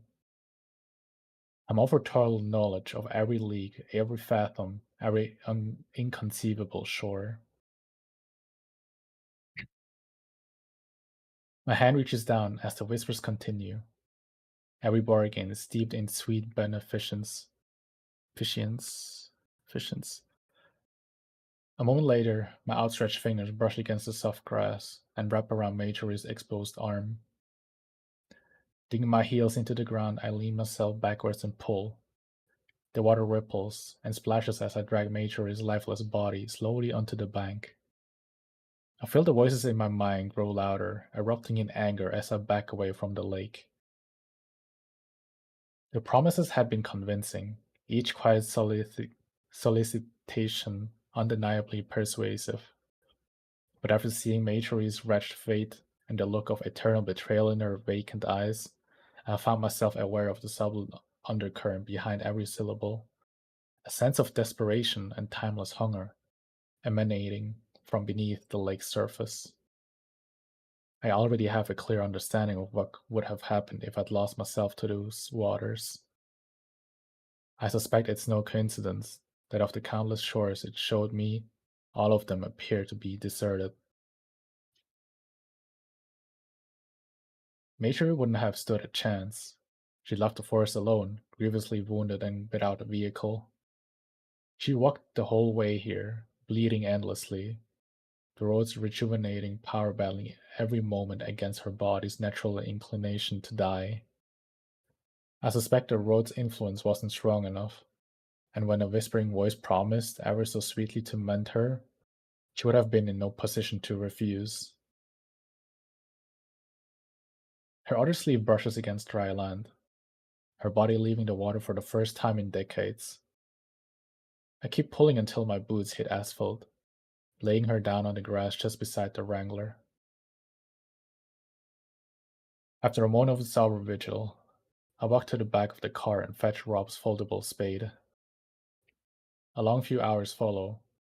I've never dug someone's grave before, and my injury is hardly conducive. Is hardly conducive to the task. My fleece tied around my waist, pearls of sweat running down my brow. I manage to slowly chip away at the damp earth. 5 hours later, my back cramping, my hand raw from gripping the shovel, I attempt to lower Marjorie into the rough pit with some semblance of grace, her legs dropping limply into the soft soil despite my best efforts. It takes over an hour to shovel the soil back. It's a sobering and ugly task. As a layer of dirt covers her face, I realize this will be the last time a living person lays their eyes on Major Gothard. Burying her suddenly feels disrespectful, as if it's an act I don't have the right to perform. Once it's done, I drop onto my knees, a dull ache in my muscles as I smooth out the disturbed ground with the back of the shovel. You. Even before I turn to face her, I can hear a scowl in her voice. There's an odious depth to that one acrid syllable, a potent witch brew of contempt and accusation that feels like it's been festering in her drowned lungs for decades. Reluctantly, I rise to my feet and turn around, finding myself face to face with the woman I just buried. She looks different now. Her clothes are dry, her skin clear, with nothing to be seen of the deep, dark gash in her blouse. Marjorie. Unlike the empty vessel below us, the woman in front of me is by no means at peace. She shakes and retches with the same indignant fury I witnessed when we first met. When she speaks, her words shudder under the weight of her own turbulent emotions. I chased you. I ran to you. I I gave him up for you. I'm I'm sorry, Marjorie. I don't know what you mean. Tell me what you mean. The things I saw, things so beautiful. And I saw her walking alone through the new worlds. I gave everything up for you. I don't know quite what to say. It's pointless to ask her what she means, to try and understand her frenetic ramblings. In the end, I can only try to speak her language. Marjorie, I didn't mean you to. Marjorie's trembling breaths burst into a despairing fit of laughter. Laughter. Laughter.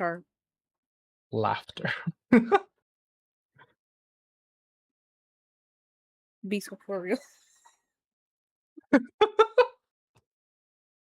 You're doing your best. Oh,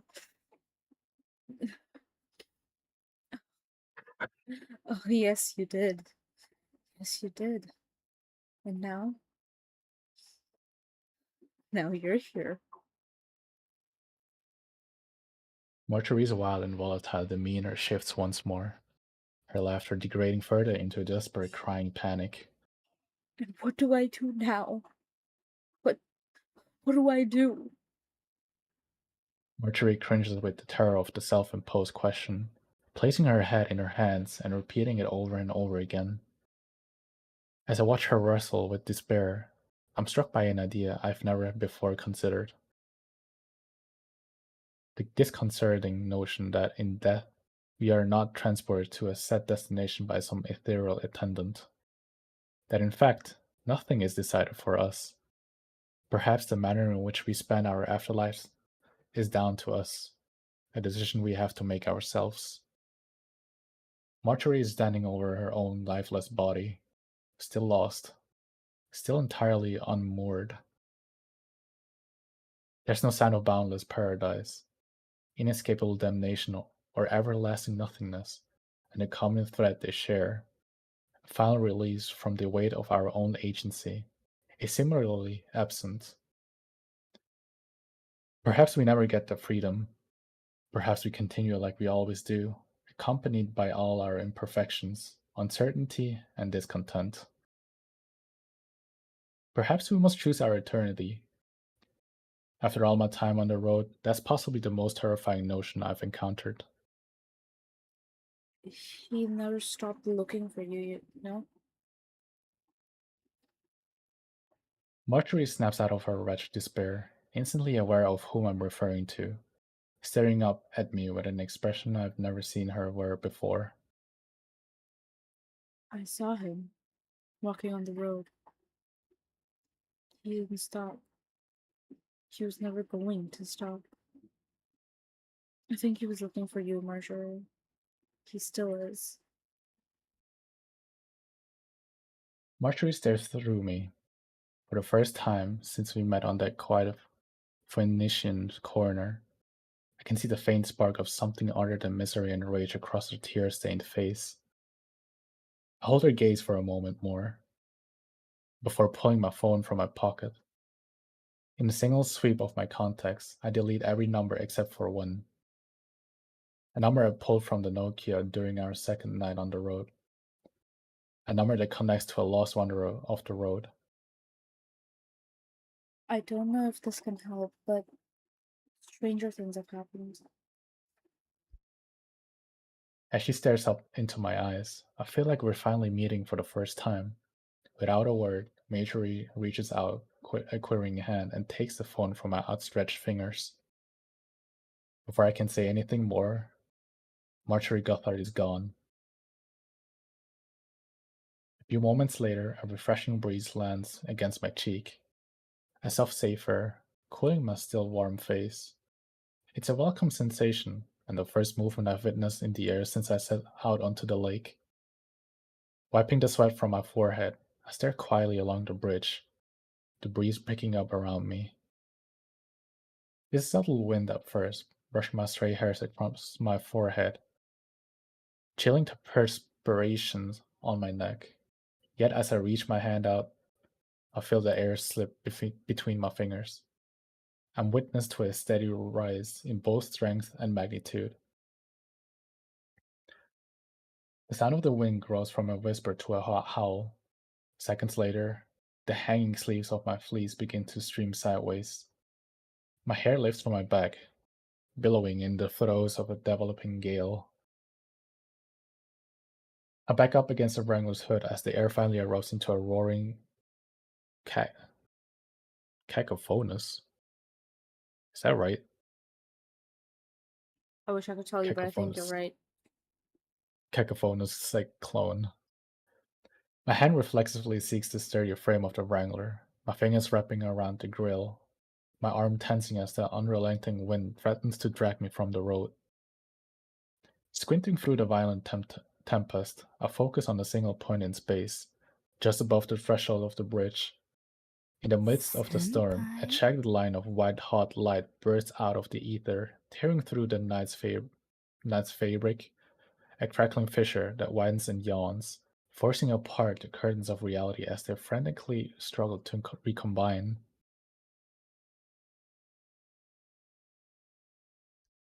One moment. Um, Sure. 50 Shades of okay. Hi Pedro, welcome. Hi Brad, welcome. Thank you so much for the 14 month subscription, good girl. Thank you so much for the stretch and the pet Apollo. Um,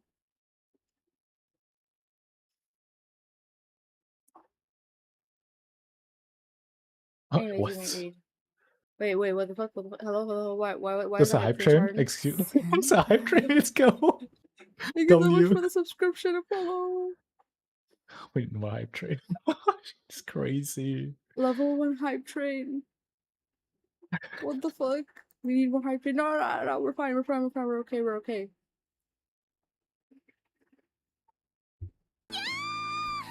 Let's go, whispering. Oh my god, thank you so much for 100 bits. Get love, you fucking nerd. Oh my god. Let's go. Yeah, thank you. Curled up on the floor, sobbing, crying, screaming, throwing up. Hi, Taiki. How you been doing? Chachi Chachi hates hates hype hate. trains. Very ASMR hype train. I please keep your money. Oh my god. ASMR. Asthma. That'd be interesting. Asthma. Asthma. Every time I see the word ASMR, I hear someone say ASMR, I'm like, don't you read asthma? Don't tell me what to do. Bitch! Thank you so much for the 100 subs. 100 subs, 100 bits. I'm a freaking Damn. idiot. Good chat for real. W. You know, the more I keep giving Continue. attention to chat, I think they're gonna keep like doing this, so I think we should continue, yeah. All right. Staying through the shuddering fracture, I'm subjected to the briefest glimpse of a boundless and impossible vista. It is a faraway place in both distance and time, an ankily beautiful and gloriously terrifying dreamscape, enduring on the majestic shores of infinity. Every moment spans a millennium and unfolds in countless directions at once. Every passing shadow holds a darkness beyond measure, their edges burned by the glare of a walking sun which looks across every conceivable world with a hollow, rancorous intent. In the midst of this maddening landscape, a singular entity approaches, gliding towards the portal with the clear intent to pass through. As it reaches its shuddering gateway, and the wind dies down around it, I stare up at the grand celestial form. Thank you for the lurkies.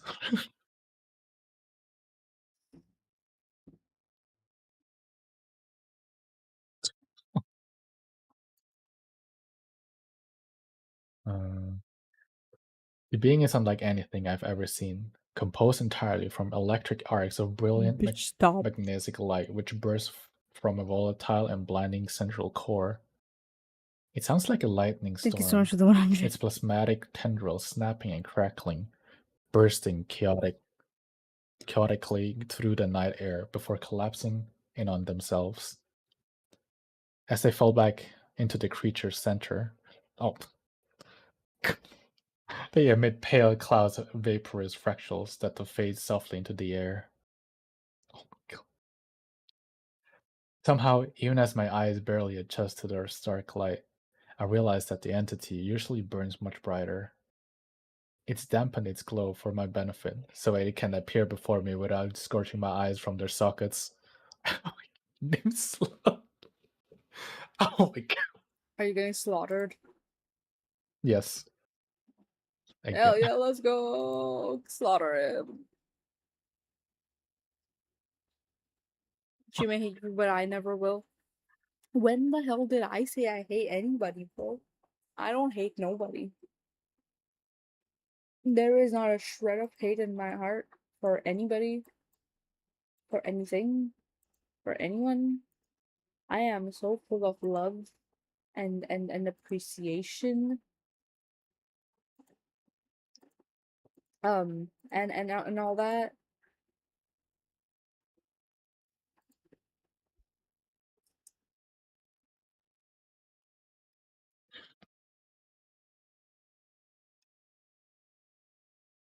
Oh my god.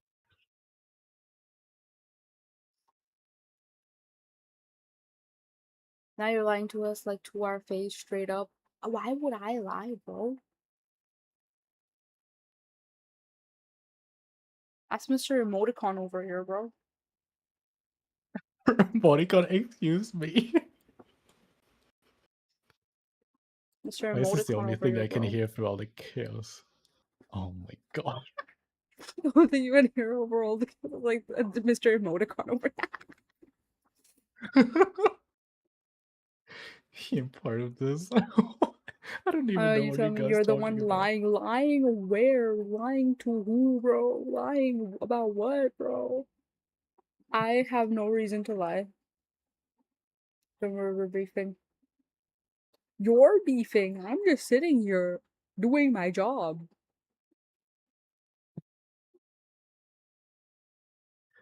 Oh my Doing god. my job trying to sound nice for y'all, and y'all here like, she hates us.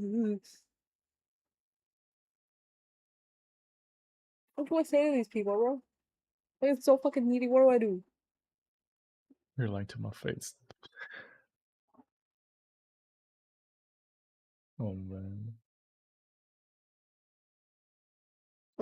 You're lying to my face. I'm going back to my game. Bro, the guilt tripping. The guilt tripping is insane. Good luck with your game. The guilt tripping is wild. Yeah, it's like, oh, I'm gonna assume you're lying to me, and I'm gonna abandon you. What is this? It's okay, Ben, I forgive you. It's okay. The guilt tripping, the gaslighting is insane. Like toxic levels that shouldn't be possible. It's okay, Venom, we're okay. I know we are. No, I forgive you, Donut, for everything you've ever done. Stop going fucking bald in the middle of such an important moment. I'm getting flashed by what I'm supposed to do. You can have your things. I'm getting flashed by my chat. We're He's not going fighting the through same it. battles. He's going through it. My hairline is retreating. What hairline, bro? Where is the hair? It's gone, bro. That's It's why gone. it's retreating. It's all the way to the back. All the way to the back. There's just like one patch of hair right at the back of your head. There's just like one It's your hair hairline. that missed from the shape. It's in the back. You just get, yeah, that's what I'm saying. Oh my god. Um, He's got that wait, original did you? unk look. I'm sorry, the young look. Yeah. I'm still young. I'm sorry to whatever young person who looks like that. I'm being. The young, my man. Yo, dab me up, donut. Dab me up. Uh. Don't stop Who's stealing that? all my friends. And my friends, stop stealing my mod. What? No. Oh, Like your mod is both goaded. both people, both parties, stop trying to replace me over here in the middle. Okay, I'm gonna be here forever. To deal with it.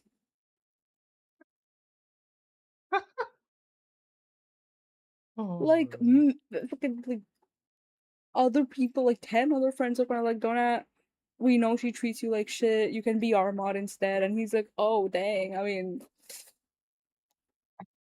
like, where is the loyalty, bro?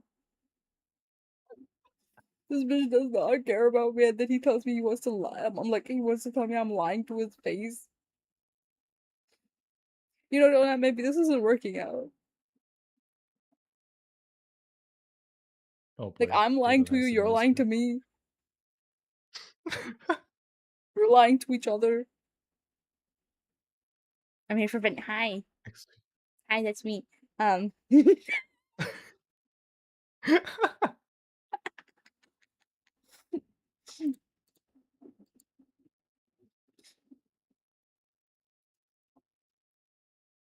Did you read the but next line or did but I yeah, miss that? we should read. No, no, I Uh, was like, I wasn't sure if I heard it because I was yeeted things at me. um, wait. Oh yeah, I did not read it. I'm retarded. I'm sorry. Um, it's you, isn't it? You're the voice I've been hearing. You're the one who brought me here. The bristling maelstrom of light hangs in the air, crackling and shifting, its transient limbs strobing with a chaotic incandescence. Incandescence? In Incandescence? yes. Incandescence. Part of me wants to hide, part of me wants to run, but neither are an option anymore. Releasing my hand from the Wrangler's grill, I take a single step forward, standing on my own and staring up into the entity's smoldering core. Can I get an interview?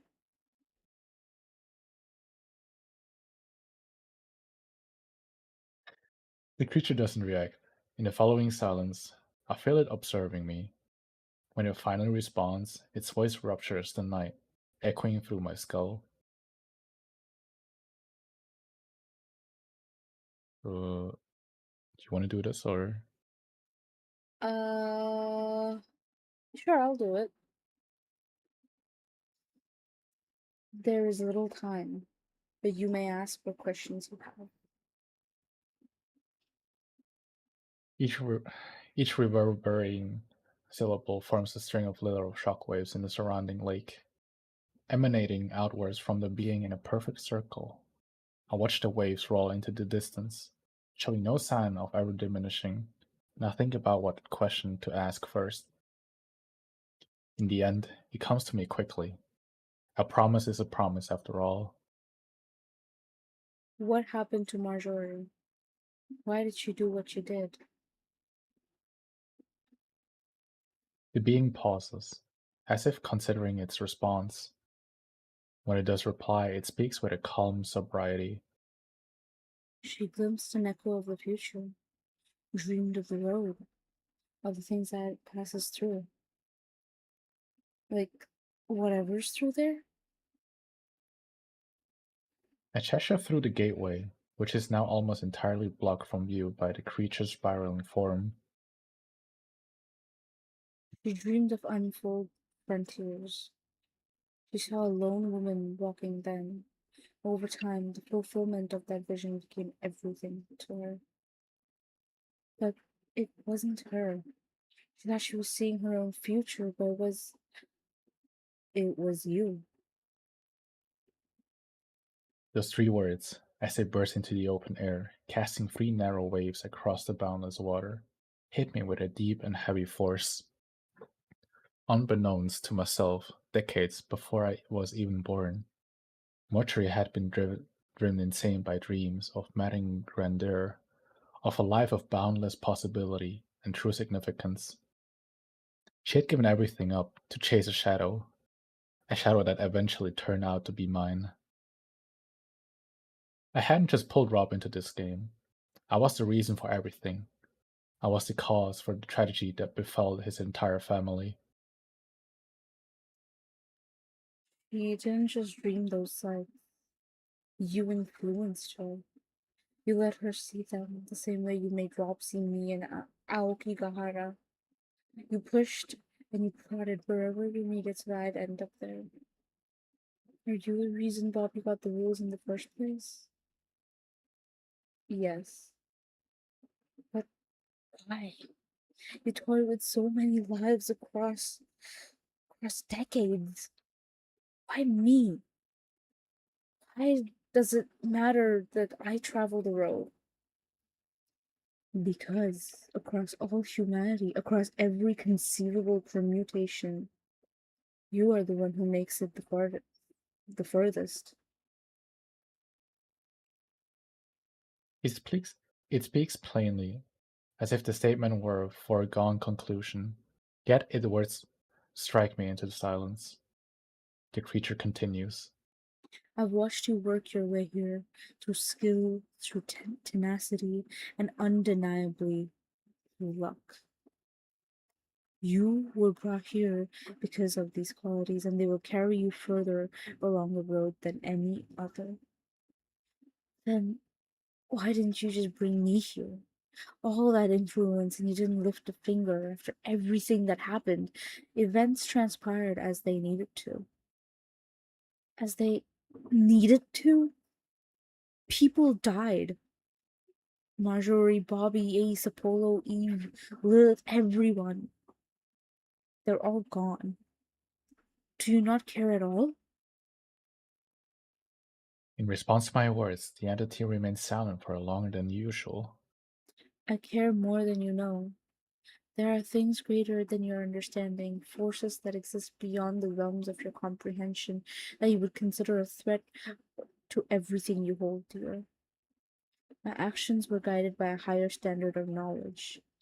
Your protests are pre- predicated on false understanding. You're saying I don't understand death? You don't. That still doesn't make it right. Regardless, my influence is necessary. That which is necessary must be. What even are you? I cannot answer that question in any way you'd understand. That's not enough. That's not good enough. The creature doesn't respond, as if it doesn't feel it needs to. So far, it's returned my every argument with impenetrable certainty. From the domain it occupies, knowing what it knows, my arguments must seem entirely facile. Even if it did feel Even if it did feel the need to justify itself, after seeing the place it hails from, I wonder if there is any way I could ever comprehend its motives.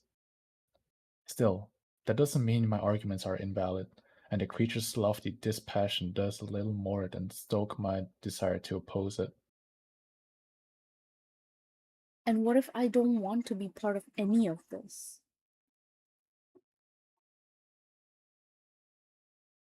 I'm thinking, KaiLyle, Yeah. what if you do the voice and Mhm. I'll take over the narration and Alice, obviously. Okay. Sounds good. Because it makes more sense that way, I feel, or maybe I'm dumb, I don't know. Um, No, it makes sense. It's less narration, now it's like more voice of the being. and especially because like there's two characters here, so I think it's best to give them different voices. Hmm. Makes sense. Um, You are traveling the barren strand, a singularly stable flaw in the fabric of reality. As it carries you further from the world you know, you will be freed from the influence of the old laws. You have already noticed the effects in those who settled the road, those who were lost to it, and in yourself. Energy without consumption, knowledge without requisite experience. You are shedding entropy and casuality, and in time you will reach realms of understanding you cannot currently fathom. You will find answers to questions you never thought to ask. You will discover absolute truth. For this reason, you will carry on.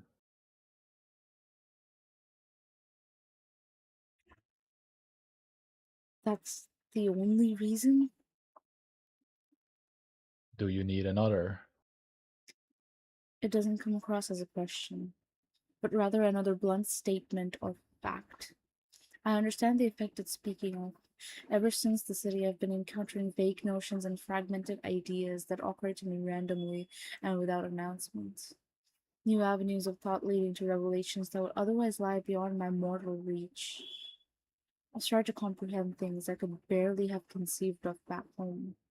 And though the onset of these notions had been terrifying at first, they grew less so with every passing day.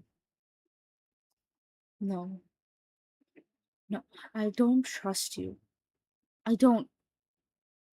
Your trust is immaterial. You will travel the road regardless.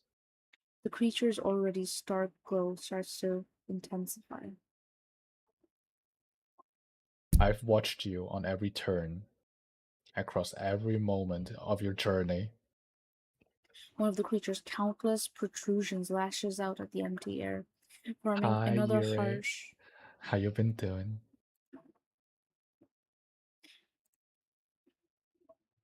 forming another harsh glowing fissure. It wrenches itself into a few stilted joints, a transparent, almost crystalline membrane stretched across the gap. Through it, I can see myself in the center of a cornfield, examining a block of C4 explosive, as if I'm being stared into the past through a jagged shard of one-way glass.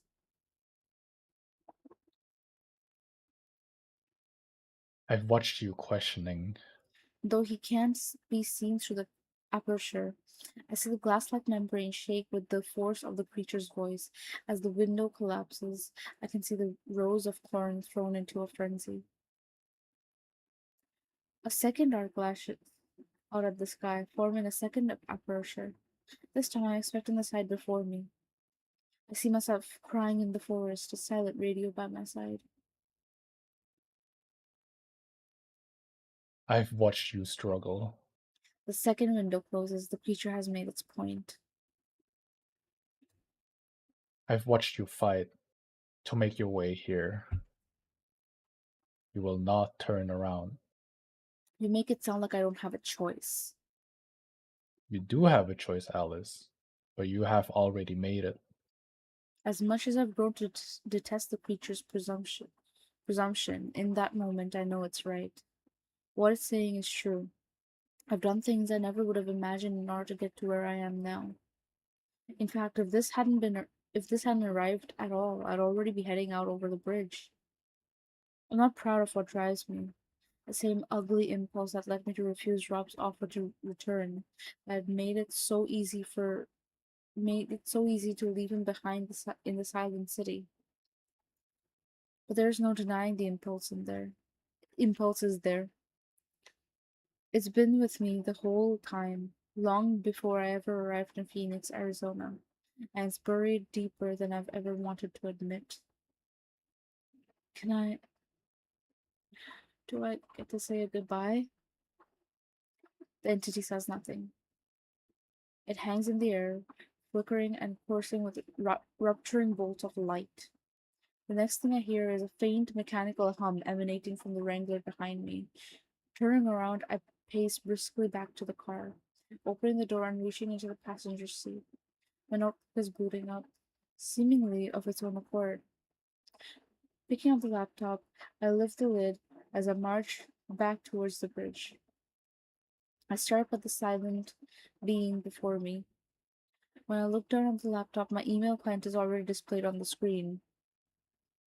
How how long do I have? Long enough. The entity begins to regress, its arcs diminishing as the being at its core turns away. Its message has been delivered. There's nothing more to discuss. As it passes through the gateway to an unknowable world far removed from my own, I call out after it. I'm still not certain I trust you. The being focuses on me once more as the fracture begins to close. A final set of waves pass across the surface of the lake as it solemnly replies. Remember. A moment later, the being is gone. I stand motionless in the middle of the road, the entity's final remarks washing over me, its curious choice of words echoing in my head. In the renewed silence, faint stirrings of an overwhelming and terrible revelation start to form in my mind. It could have simply said that it knew of my mistrust, that I heard the overtones in my voice, saw the disdain across my face, or otherwise sensed it in the space between us. Instead, the being spoke as if my current feelings were memory, dwelling somewhere within its depths. It was undeniable that my time on the road was changing me, but in all this time I never fully considered how those changes might evolve as my journey continues. I never thought about what I might gain, what I might lose, or what I might inevitably become. A short while passes before I lower my eyes from the empty space above the bridge to the screen of my notebook. Lowering myself down, I cross my legs and rest my back against the wrangler. If you've been reading from the beginning, you finally caught up with me. I hope you allow me a few personal messages. To Rob, I hope you're able to read this someday. And I am so, so sorry for everything I've done, for everything I may do. I hope you understand that I didn't know, and that none of this was your fault. You did the best you could, and the days I spent with you were the most significant of my life. It was an honor to know you, and I hope that among these pages you find the answers and the peace that you deserve. To my mom and dad, I'm sorry, I won't be sending this to you. In the end, I was carried along this road by a profound selfishness, and I can't bring myself to face you. I can't imagine the pain I'll be putting you through, and I won't try to justify my actions. All I can say is that I love you, and I'm sorry that my last act towards you was one of cowardice. And finally, to you, the person whom this message will be addressed, I'm sorry. I always thought I'd see you again someday, and the roads I took would eventually lead me home. That doesn't look so likely now. Though I could say a lot to you, I'm not going to. But I wish we could have been friends for longer. It feels like a lifetime since I arrived at Rob Youthard's quiet street. I remember the uncertainty as I waited for him to open his door, with no conceivable idea what was about to transpire. Like so many other things, that's now changed.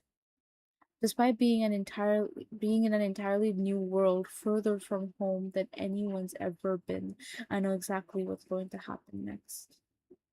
I'm going to take a drive, take a left, the next possible road on the right, the next possible left.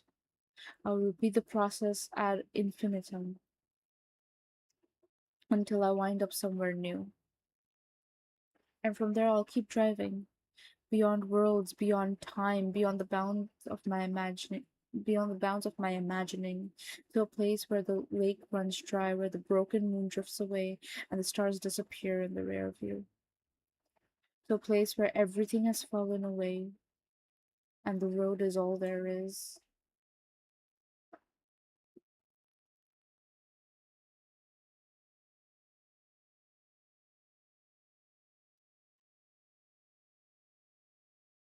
Man, fuck this shit. Oh god. This is just gone forever. Fuck this shit. I fucking. And there's like no I. parts after this. Yeah, this is the last part.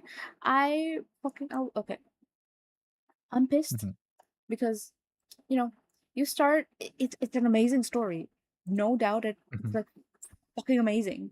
However, I was sitting here and I'm like, oh, there's gonna be creepy shit, there's gonna be a creepy prospect, there's gonna be a creepy ending. No. They left us on a philosophical fucking ending. If I wanted philosophy, I would go at the specific tags. This one hell of a story. The It's weird story because go on. um so we have no continuous parts after this, so there might be something happening to the original poster of these parts. So we're probably Because never they gonna were know afterwards. because the original posters also accidentally got into the game. Hmm. Like there's not like updates or follow up after this, so there Mm-hmm. might something happen to them. But that's just like my guess on this.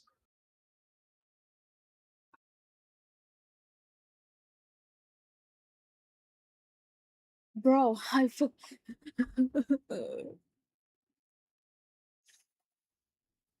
bro, All this uh, for what? All this for what? all this pain, all this misery, for what? Rob. Losing Rob twice.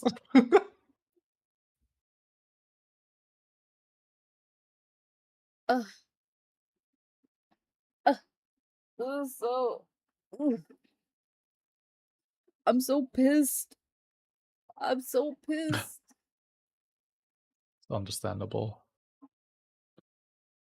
Like that's a good fucking story. I love the ending, but also fuck yourself.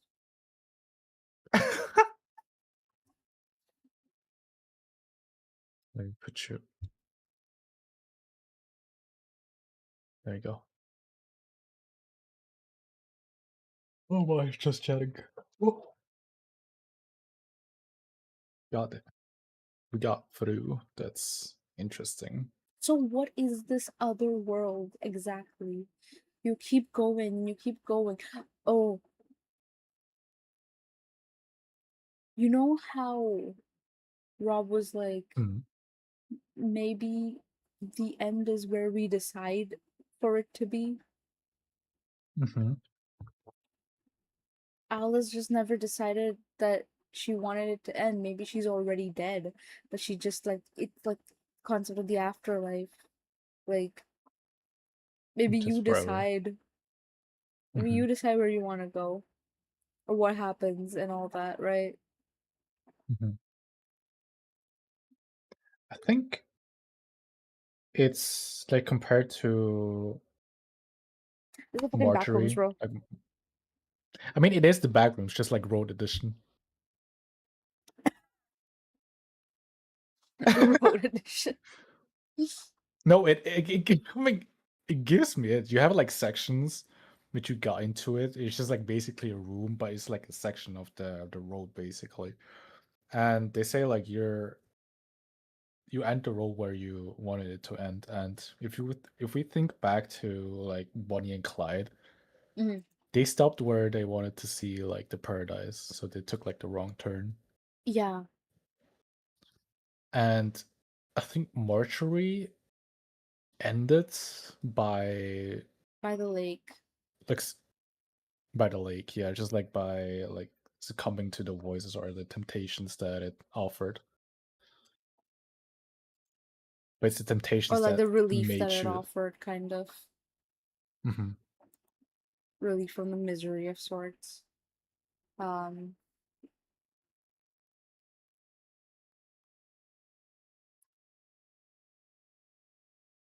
moral Well, of as the long as you're like story, still curious. moral of the Mhm. story, kill yourself in game. Um, Oh my god. I mean, you will still keep going until your curiosity, like until your curiosity just like kind of dies off. way. Is this like bro, I swear, fucking, is this like this entire fucking story is a metaphor for like human greed and curiosity? Maybe, I'm gonna throw something maybe. across the room, bro.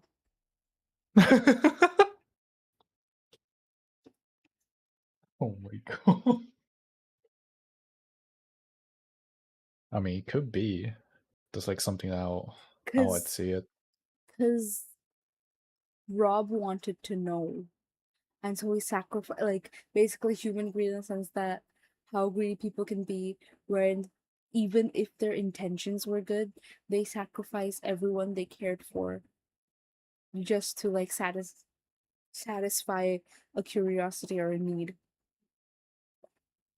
Just like in that moment where Alice sacrificed Rob.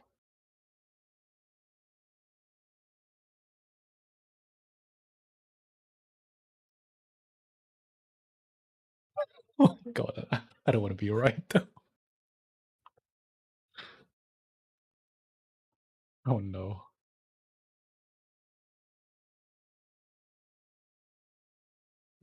And hold on, hold on, Pick her hold job. on. Pick her job. Marjorie, It's on the floor. Wait, let me go. Marjorie sacrificed someone for Alice.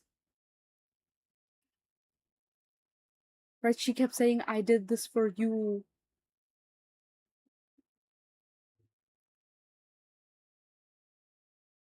Say something. You're making me feel insane.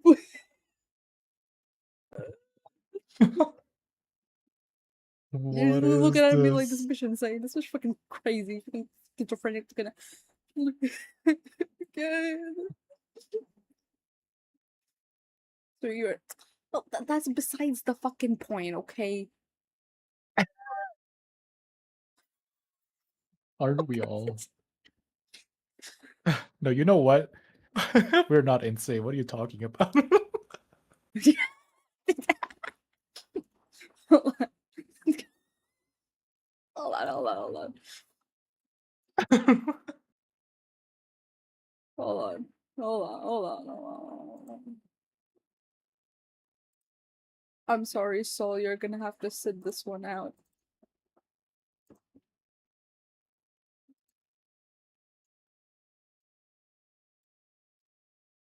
Put this put this yeah. What am I witnessing? Oh dude, I swear like this whole thing is basically just an allegory for like human curiosity and human greed to like know everything. Like Rob Mm-mm. sacrificed people he cared for just because he wanted to know what happened to Marjorie, what is on the road. Um, Bobby Oh. lost Marjorie. Marjorie and like, oh my god, he's freaking out again. Like I could be talking and suddenly you're having a seizure. Don't worry about me. Don't worry about me. I'm having an Like episode. he's like trembling on the floor. Like don't worry about me, just keep talking.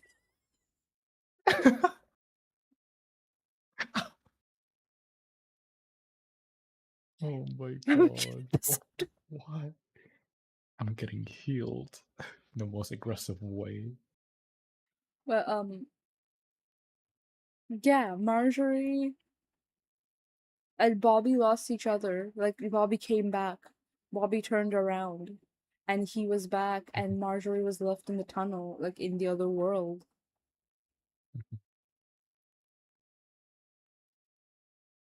And It's also Bobby tried to kaboom the tunnel.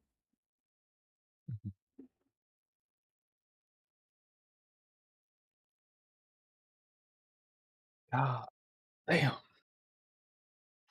Is it like just like how far people are willing to go type shit? Like bro, for the it's just that the curiosity. visuals that they explained in the last part where like she drove and it was like beyond time, beyond everything. Like there's until the stars are left in the rearview mirror.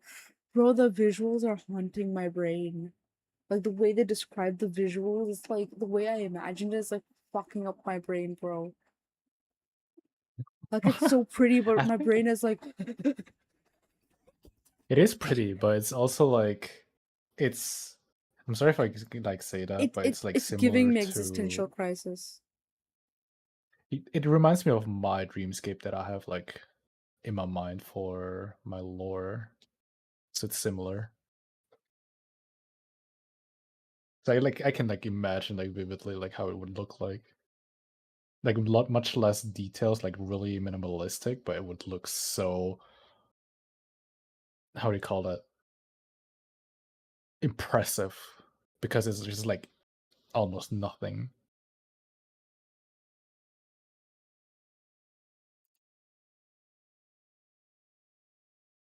Bro, what the fuck?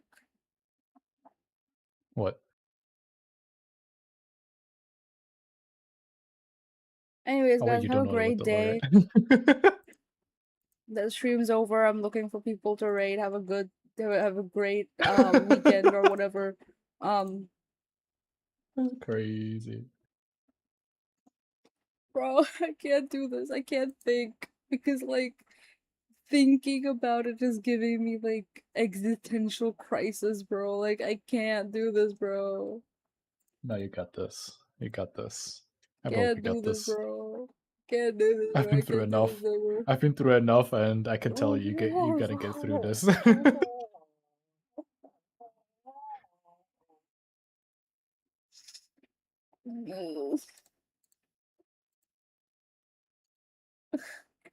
What the fuck? Why did they do that to us, bro? Why did they do that? It's one way to question our existence. Why did they do that? Well, I like it though. I really like the story. It was so good, but also now I'm in an existential crisis. I mean, that's good though. It's good. How is that It evokes your good? thoughts. Well, it awakes something in you to like think more. Now it's bad, but Are you telling me I don't think? no, it's not that. No, it's like every Oh, time when you got like it encourages you to consume this think type of more, medium. implying that I don't think. I don't mean it like that. It's just like you will think Yeah, they about all the say things that. you never like thought about. They all say that. No, I didn't mean it like that. Oh, okay, they all say that when they mean it like that. Like it's kind of like the same shit as, oh, it's not what you think, it's not what it looks like. And then Please help me out, man. and then it is exactly what it looks like. Yeah, it's the same shit, bro. Oh my god. I had someone to raid as a suggestion. You have a suggestion? On who to raid. If you wanted to raid out, that is. Yes, I do wish to raid out, but like, did you have a suggestion, or should I hunt some? Should I hunt I do someone have someone. down? It's okay. You don't have to actually hunt someone down. It's a mutual friend of mine. Oh, And they're it's a having a case? debut right now. No. Oh. It's a Kirukato. Okay, send him over. Send him over. I'm sending you the ad right now. Hurry up! Hurry up! I'm passing away. I'm passing away. What are you passing away? I like rushing people for no reason. It's really funny. Noted. Not getting rushed by you next time. Anyways, if we need to do our existential questioning. I'm like, bro, I'm passing away still. Nobody DM me. But there is my raid message. There is our raid message actually. Our like individual raid messages if you want to copy that. Do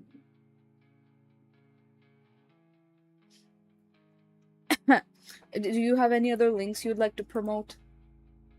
No, I'm good. I think we got mainly the Twitch, and from there on you can like find like the other socials pretty easily. So No, advertise them now.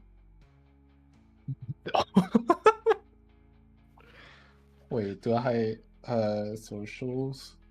Do I have them? Yeah, I do. There we go. Whipping it up. Yeah, look at KaiLyle's socials. Go check out his YouTube. He's got a Twitter where he says some shit sometimes. I don't know what he does on his TikTok. I don't have TikTok. I do really dumb TikToks, to be honest. Look at my socials. I've got a YouTube where I do funny little stupid little girlfriend ASMR sometimes. I've got You should definitely check out Vinny. okay, now shut the fuck shut the fuck up. I've got a She's Discord. amazing. Shut the fuck up. I've got a Discord if you'd like to join. Sometimes I drop by voice call. Sometimes I drop by general chat. KaiLyle's also got a Discord. If you would like actually send the link. This is Seppi. Wait. Oh my god, wait. This. Oh my god, bruh. I have something in my ring. There we go. Yeah, join our Discord this if you ever want to drop by, because there's cool stuff on there too. Because I'm also on there because I'm cool, so you should join. Definitely for me, 100%. Just let me join other Discord servers. Like, is that true? No. Why did you have to think for so long? No, he can join whatever Discord server he wants. I'm just gonna be bitter about it. I feel like multiple times for what? I did no such thing. Making shit up, bro. Bro joined servers. I was like, cool. You can be their mod then. Oh my god. Oh my god. No, it's because like these other server members, they're actively like, yeah, we're gonna steal your mod. Oh, Donut, she doesn't treat you well. She doesn't feed you. It's okay. We'll feed you. Come over to us. I'm like, okay, man. Like let's back up here. Okay. I mean, I would just want to offer Donut a really good room in my New Haven, you know. Get out. I'm leaving the call. Join VC on her friend's server. First thing I hear is, why are you here?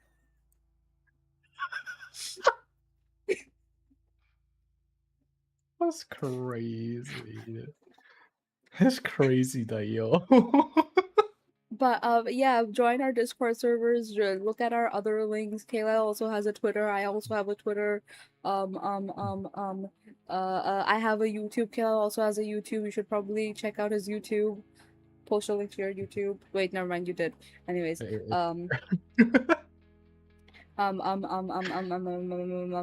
was other stuff. I've got like other shit. Like I've got a Ko-fi. I've got a throne. You should check her out everywhere. I've got a throne. Do you have a throne? I think I do, but I don't have the link in my hand already. It's okay. I'll find it.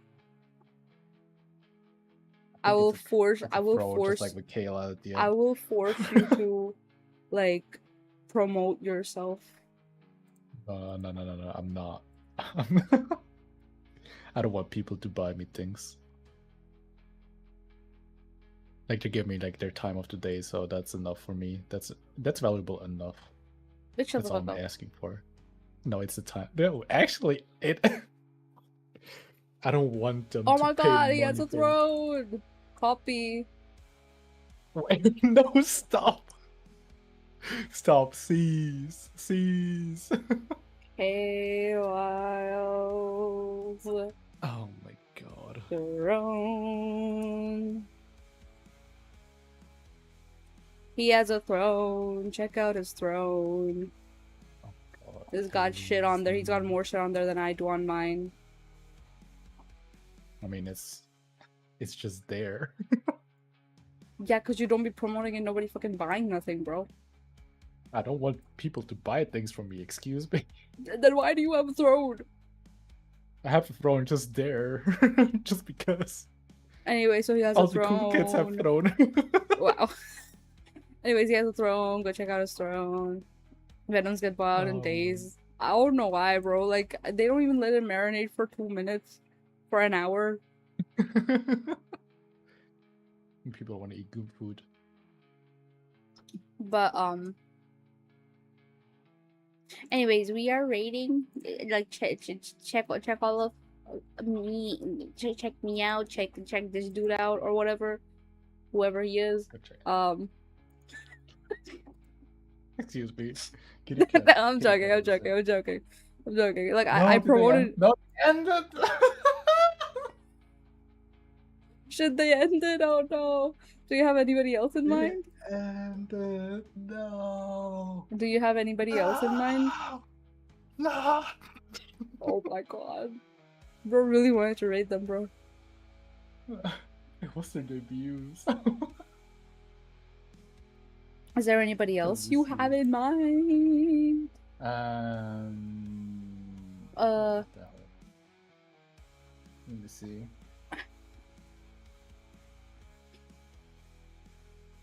I don't have any one specifically. Because there is a friend of mine who hardly streams who is streaming. Oh, okay. Yeah, we can go for them. Let me if it will load, thanks. If I could, do I know how to copy things? Hello? Okay. There you go. So we are rating Vanitas. Raid. And they are like a semi-regular chatter and community member. So we will be rating him. Oh shit. Oh shit is right. Anyways, take care everyone. Hold on, I'll mute myself so we can both do our individual like exits. Yeah, that sounds good. Sounds good. Alrighty. Alrighty. Take care everybody. Eat well, sleep well, hydrate. And I will see you guys tomorrow, I'm pretty sure. Because tomorrow I have another collab planned with Lucius, who had dropped by earlier. We are gonna be playing Raft, which is gonna be a lot of fun. So drop by for that. And also, if you're new here, join the Discord, because we're gonna be having a Discord event this Sunday. We're gonna be having a karaoke event this Sunday, so you should drop by and all that. And take care of yourselves. I will see you guys tomorrow. Okay? And please don't drink numerous monster cans in one day.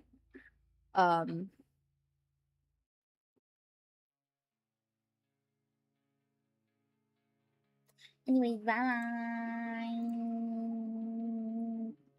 Take care, everybody. Shut the fuck up. Bye.